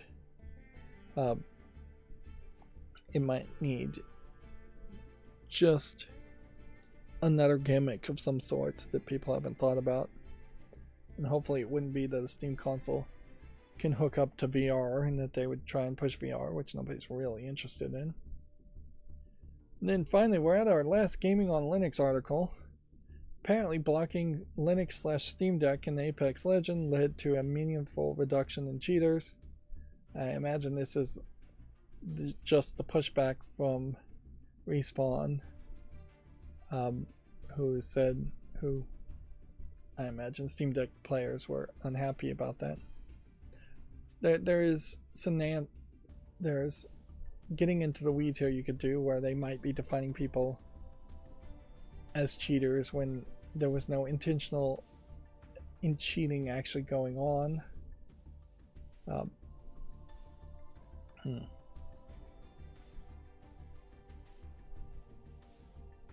Yeah, the issue is mainly that cheat makers like to run their exploits on Linux whenever they can, so blocking Linux as a platform is the easiest and bluntest tool game developers have to combat the problem. And yeah, I imagine if you're making a cheat even on SteamOS, it would run fine on a Steam Deck. But what this really just boils down to is Apex Legends kind of patting themselves on the back for choosing the wrong solution for its fandom and its player base, choosing the easy path effectively and getting their objectives mixed up, because the number one objective of any game developer should be that you're having a fun time and your player base is happy. you did not really achieve that in the best way by just blocking everybody on Linux, because you've made a portion of your fan base very unhappy now that they can't play Apex Legends at all. Meanwhile, maybe you made the remaining player base happier because there's less cheaters, but who knows if that's really the case, and how do you really measure that? Anyways, that's going to bring us to the GameDeveloper.com. I have no clue why there's just so much news here. Maybe it's just because it's February and we're finally out of a January slump, and that being said, there's not been a lot of game announcements. Let's see, so EA unites 4 studios under the new Battlefield Studios banner to jointly develop the series. The new entity has launched a program for players to test the next Battlefield game. So what were the 4 developers? The original creator DICE, Dead Space's Motives, which I think that absolutely now guarantees there will never be a Dead Space 2 remake, although we kind of knew that. Burnout makers Criterion and Ripple Effect. Yeah, EA focusing more and more on Battlefield, to a little surprise. Treyarch's co-founder, here's the story. Yeah, and I think I did have the name wrong. Yeah, Treyarch's co-founder has pled guilty to crashing a drone into a firefighting plane, not a helicopter, during the LA fires. Under his plea deal, Ackerman will pay $65,000 repair bill for the Super Scooper plane and perform 150 hours of community service for wildlife relief. This was Peter T. Ackerman, co-founder of the Call of Duty studio Treyarch, is the right name. Please forget the wrong name I said before, and apologies to that person, who I will not repeat the name in an effort to not create more confusion. This is inherently a great example to me of not talking about news stories until the news article is actually in front of me and I have the facts straight, which is what I typically try to do, but failed in this case. Now you don't have anything else. We already talked about the ESA warning of a negative impact to hit the game industry with Trump's tariffs. Yeah. Well, we do know that Barron Trump, his son, his youngest son, has a Switch. I've seen him with it in previous years. I would assume that the President Trump and his older 2 sons and his older daughter and his wife do not play video games as far as to any real level at all, and probably do not care about video games. And at a certain level, any presidency probably shouldn't be making policy based on a single industry or a lobbyist group's warning so much, but it actually happens quite a lot. But yeah, it's not a story I want to rehash. I do generally agree with the ESA. The question is by how much, certainly. And yeah, right now, if you were to hoard anything, I would say rushing to build a computer still probably makes a lot of sense right now, just buying all new computer components, which I have a whole new computer I need to build at some point. That still kind of makes sense and will stop making sense probably in a matter of weeks. But otherwise, just buying games on Steam should not really be affected that much. And buying consoles and buying console cartridge games really shouldn't make a lot of sense. And there definitely is an argument to say that you only should do that if you have the money, and hoarding money may be very well the best thing to do right now is just spending as little as possible to weather a potential coming financial storm that may occur to you personally in your life or may just occur to a lot of people. Nintendo lowers its sales forecast for the Switch, performing below expectations. We haven't seen the hardware sales number in Japan for today's stream, so I imagine though that the Switch will still be selling and outselling the PS5 in Japan at least, even with lower sales numbers. We talked about Sumo Group ditching original franchises. It's crazy that they kind of go back and forth and just make such a public announcement around that, when you probably would just say right now it would make more sense to say we're not making any original franchises at the moment, but we're always open to the possibility. And that's kind of like a basic how you should run business thing. It seems crazy that you would make any kind of public announcement like that, but maybe shareholders like that. Maybe they just like decisive statements, regardless of how silly the decisive statements are. Not being open to possibilities seems like a crazy thing to say. Dragon Ball Sparking Zero's punch up 5 million copies. If anything, I guess Dragon Ball Sparking Zero really is probably the best seller for the past couple days as far as new games coming out. It just never really feels like it gets as much coverage. We talked about the SAG-AFTRA strike affecting voices in Destiny 2's latest update. EA saying Dragon Age underperformance justifies decision on prioritizing the highest potential opportunities, which I don't agree with, but their financials certainly are pointing them in that direction. But even in that statement, they're saying highest potential opportunities without admitting that the highest potential opportunities, the AAA, the quadruple A games, are likely also the highest cost opportunities. And so it is very much moving towards what Hollywood is now, where they only want to spend millions and millions of dollars on the biggest of movies in the hopes of getting even more millions of dollars. They don't want to make the small indie movies, or small movies that technically aren't indie. And I just don't think it's the same situation in video games as it is in movies, because you don't have that movie theater, going to a theater barrier of entry like you do in movies. There's a reason why people don't want to go and pay $20 a ticket to watch a small Sleepless in Seattle style movie, but they will do that. Go to a movie theater and pay $20 a ticket to watch the next Marvel Avengers movie.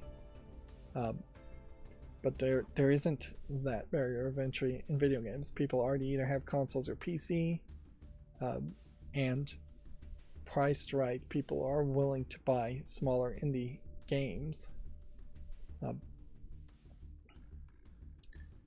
I would argue the biggest problem with Dragon Age, from my perception, is it was just not advertised enough, or not received well enough.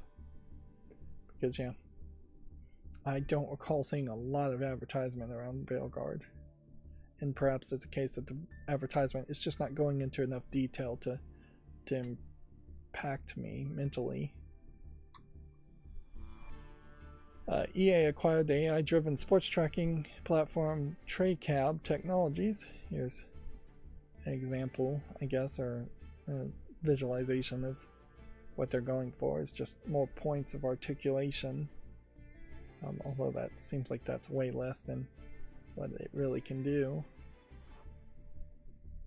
And it's just going to be more wireframing and more physics, and skeuomorphics, I think is the phrase, to have potentially slightly more accurate and realistic movement of the players. It is the inside parts, so the internal skeletal mathematical structures. It's not the face scanning dots that you might do for another game. So the actual skins themselves are going to have to be improved by some other technology if you're trying to improve the skins. There's a report that Probably Monsters is conducting more layoffs after pledging to build a stable home for developers. Social media posts from impacted employees indicate more jobs have been placed on the chopping block. Okay, I'll leave it at that. Really didn't like the one game of theirs that I played, and so can't really say anything more than that. Kingdom Come Deliverance selling 1 million copies in just one day. Today's a weird day just to have GameDeveloper.com have so many articles. Iron Galaxy has laid off 66 developers in a last resort life-saving effort. The longtime support developer hoped to withstand the winter's wave of industrial layoffs but ran out of room to survive. I thought Iron Galaxy had some kind of relationship with Microsoft, but I guess they just really don't. Yeah.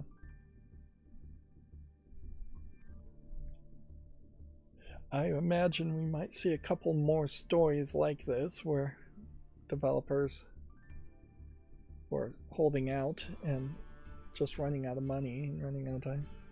It really once again highlights the problem of the game industry in that all of the cash is either being put back into the development of a new game, or all of the cash is being put in the pockets of probably the upper level management of a game development company or a publishing company, if not both. Some of the money is probably going into the pockets of game developers too. It's a hard argument to make that game developers are overpaid, but they definitely are overworked, and so there's a balance there that still needs to be worked on. But yeah, there has not been any game company that has had a major success that has just then put the profits of that major success, at least even a large percentage of it, in a savings account for a rainy day. And the truth is that pretty much all businesses these days are run that way with the generally accepted accounting procedures, the GAAP rules, and that you're just not expected at all to save any money for a rainy day, even though individuals and wiser people definitely should and know you should. And if you are a public company, shareholders don't expect you to keep any money for a rainy day. They want you to invest and increase profits and increase shareholder value and the speculative value of the stocks of your company constantly. And that's just not realistic. You're just not going to ever have shares and stocks of a company go up forever. It just doesn't work that way. Bubbles will have to burst. Then we talked about the UK government rebuffing pleas. Although I don't know if they really rebuffed it other than they put out a generic response. And then we talked about the 31st Union. Michael Condrey reportedly fired a week after week Project Ethos reveal. Alright, that's going to bring us to all the new games on Steam, and we're already going 4 hours in it, so we might as well just go forward here and go through all the games on Steam. And then I'll think about whether I want to show off the other games on Steam from Monday's stream that I didn't show off, but I've already curated. Inherently, if that one's already followed.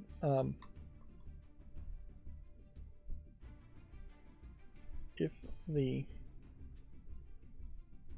macros I have are going to work to make shorts, which is somewhat of an if at the moment, only by being in the first window in Firefox that is going to make extra work on me, and then I'm going to have to just drag every single tab to the first window.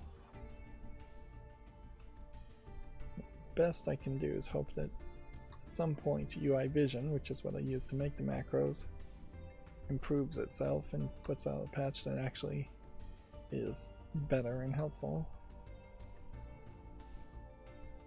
But yeah, once I hit a point where, if I can ever find a point where all of these macros work, I should probably stop updating at that point. Just never update it again. And then the hope is that Firefox would not change how it works, which is the other danger.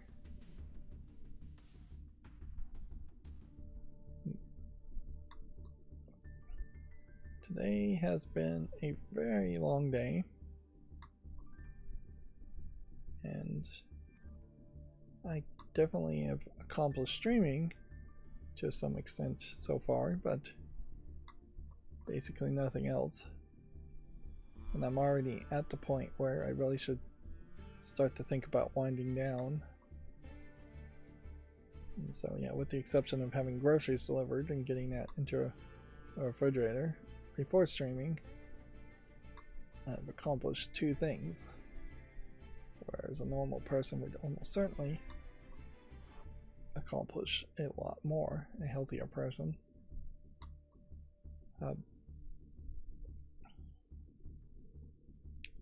Yeah.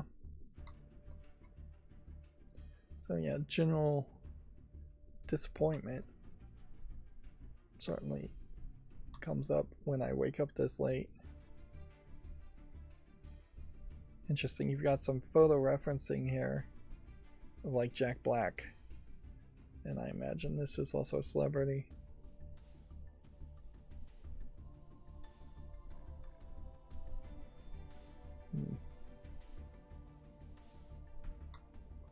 Which, as far as I understand it, the copyright laws is if you don't call him Jack, if you don't call him Jack Black, then you probably are protected under parody law. There.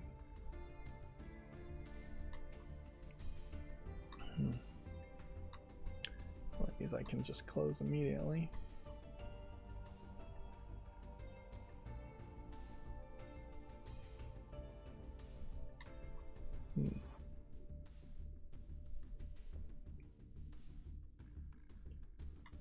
Probably will stay up way too late trying to accomplish some other stuff.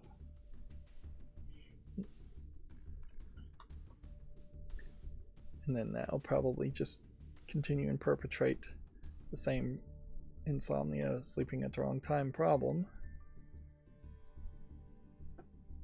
Either that, or I'll spend the evening trying to go to sleep and not really accomplish that at the right time either.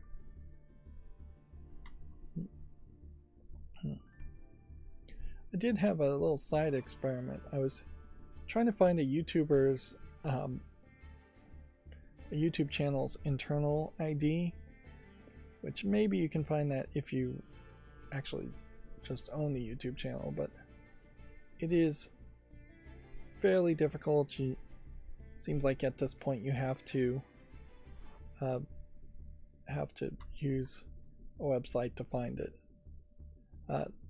This is something that they've kind of stopped really making public and supporting, as far as the channel ideas being a string of random characters, in favor of just giving everybody a short handle of some sort for your channel, which is much easier for humans to use, but is not used by the legacy RSS feed generator that YouTube still has running, even though they don't really encourage or support that.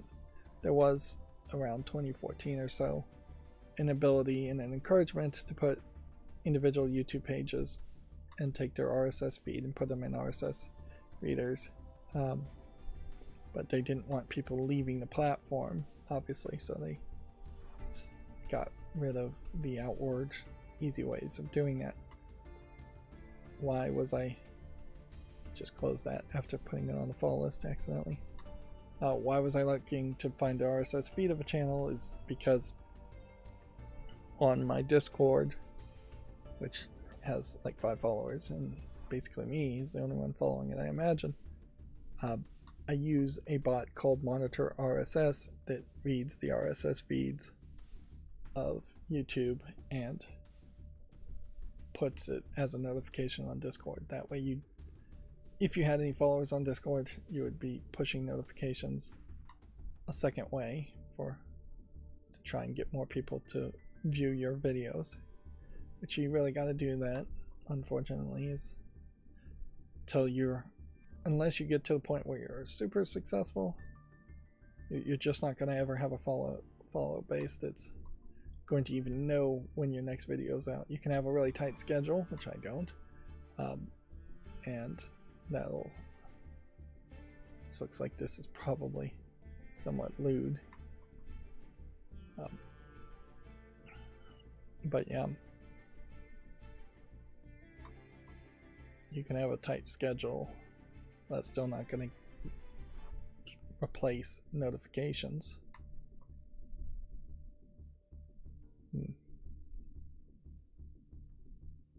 But yeah,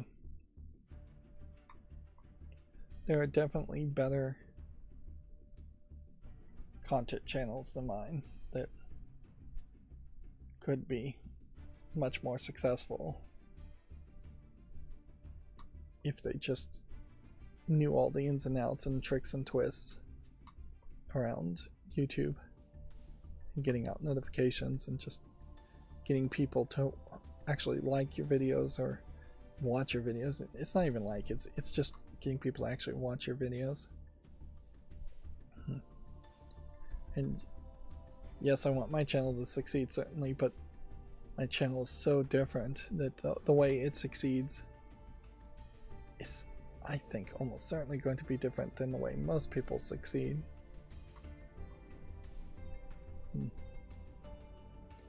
Inherently, I have to admit that the content I'm making is still somewhat more for my benefit and more for my desires than if I was just trying to be super successful. Because I could totally chill out, yeah, and make completely different content. Here's another one that looks like it probably should be in the adult section, but isn't. Does still seem like they are dropping the ball somewhat there.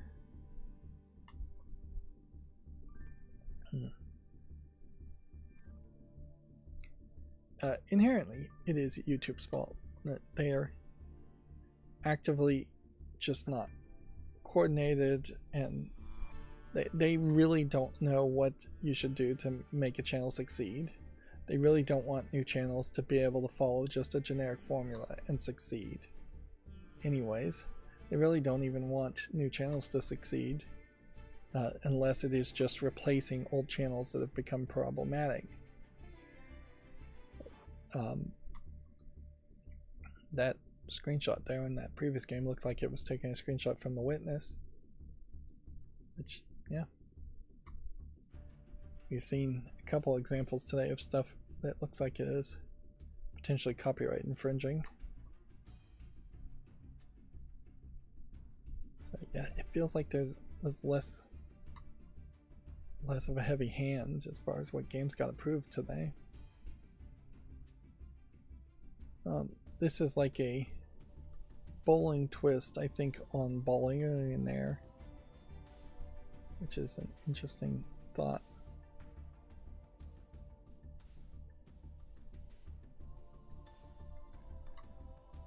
Or at least I think that's what it is. I might be wrong.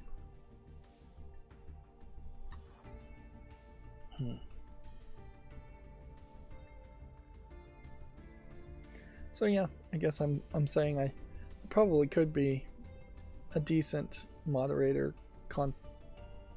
editor type. I don't know what you really call me. Consultant probably is the best term there to somebody's YouTube channel to add at least a few suggestions, a few ideas.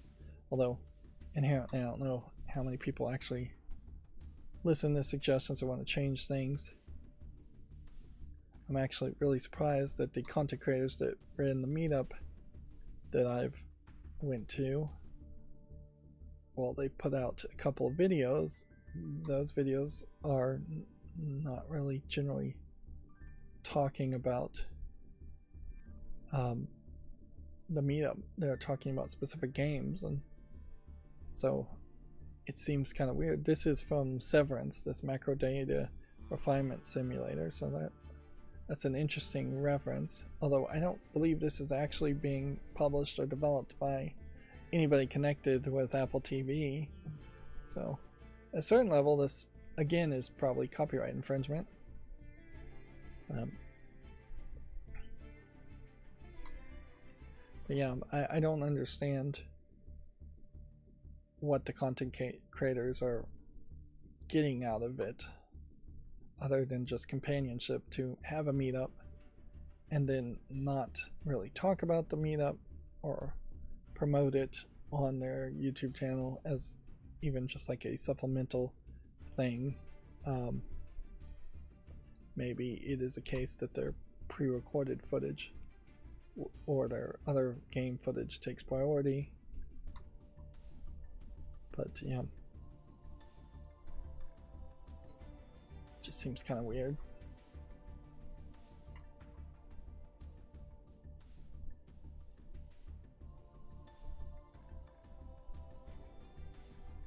I guess at a certain point, I guess it would have been nice if they were a super successful YouTube channel with everything on perfect.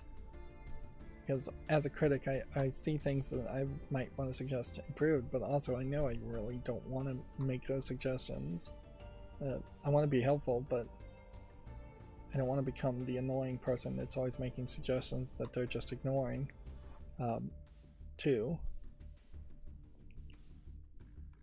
Which that certainly can happen.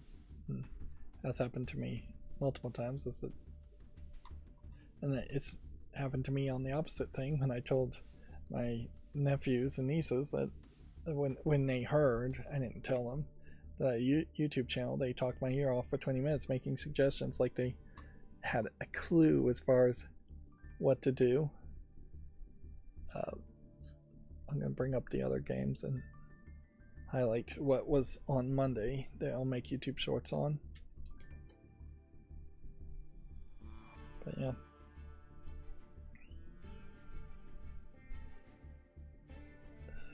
Let's see. February 3rd should be the right time here.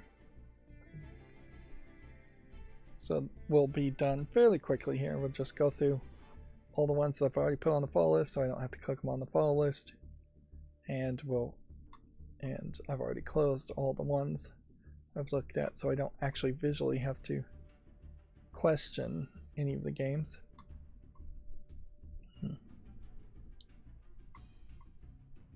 Of course, there is a possibility I look at some of these a second time and think that they are actually garbage, and I shouldn't make a YouTube short on them. But I'm not actively trying to do that either.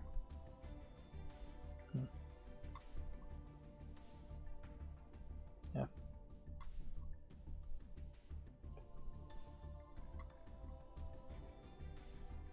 Yeah, so far, this meetup, going to this meetup, is, I think, only going to be, at most, a small percentage of dealing with people to a level where I really would want to deal with people. I think there's probably just going to be different groups that I'm going to have to seek out. Different groups of gamers or different groups of people otherwise, and just have one circle of friends that you might meet up with once every month or two, and then another circle of friends you might meet up with, and not inherently go out of your way to try to keep those two separate, but also not try to make it one big group of friends.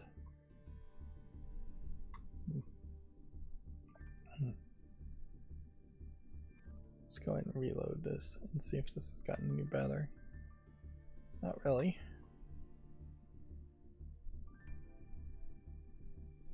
Not really here either. So what was that game that we saw that actually was being reviewed well? It was this bundle overall was being reviewed well. So I think there's just a lot of positivity around, I guess, The Sims 4, even though some of these DLCs are mixed reviewed.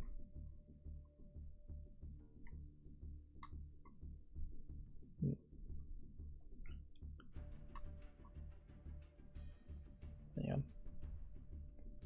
Even as a consultant, though, if I was ever to even get to that point as a content creator, I don't know how much I can really offer and how long I can really be a consultant. How much time. Interesting. Why are we seeing the same things over again? I must have clicked on something that sent me back to the left. A duplicate tab.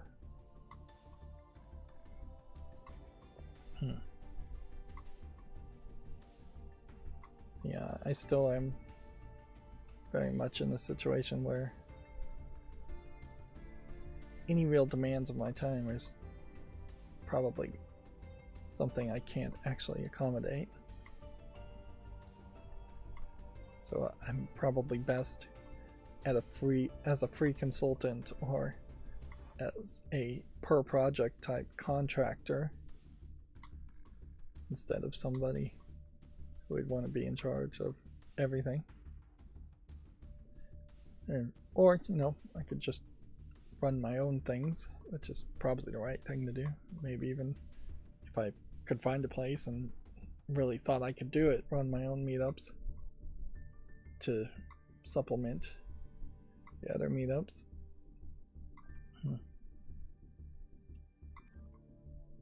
That being said would take a lot of work and require finding a place and require probably way more money than I'm willing to. Why am I going in circles here?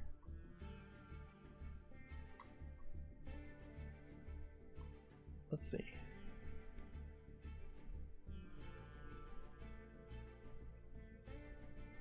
So if I'm at the end here and I go to the right, it is just sending me back to the end. Has my mouse gestures always done that? Interesting. So I guess we've seen everything. And I've just gone in circles a couple times. Yeah.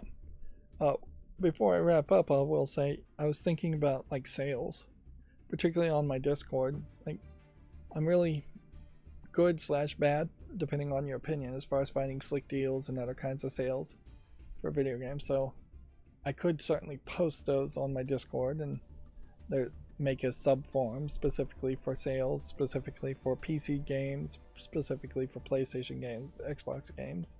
And a lot of that would just be, here's the slick deals front page, but you're going to get a notification when the front page is specifically about games and not just anything being on a really good sale. I wouldn't go into the deeper depths of searching specific video games or video game consoles sales, because there are some mediocre sales that happen all the time for consoles and PC. And then like the Fanatical sales, kind of an interesting bundle. And that's certainly something I could post, but it's not something I think I would make content around. If I was going to make content around it, it would be, again, like probably an automated short. And in that really wouldn't work because it wouldn't be fast enough. It would have to be an automated post, which YouTube is changing posts and community once again. So the community tab is going to be labeled as post, and there is going to be a new feature called communities that is going to be more about finding and creating groups of friends of content creators and things like that. So you're going to have kind of like your own social circle type feature when that comes out. That'll be interesting, and maybe that will help small content creators cross promote people. But yeah, if anybody has any comments on sales and posting sales, let me know. I'm certainly thinking about it, but I don't know how I'd really put it into my YouTube channel more than just putting it in the Discord. I'd probably have to automate the whole thing, even though I'm seeing the sales fairly often, particularly Slick Deals sales, and in matters of minutes they run out very quickly when they're on the front page. Anyways, that's going to be it for this 4 hours and 25-minute stream. Super long one today. Thanks to anybody who managed to sit through all of this. Just like a ton of news today. As always, I ask you to like, share, subscribe, comment, and keep on watching. Thanks.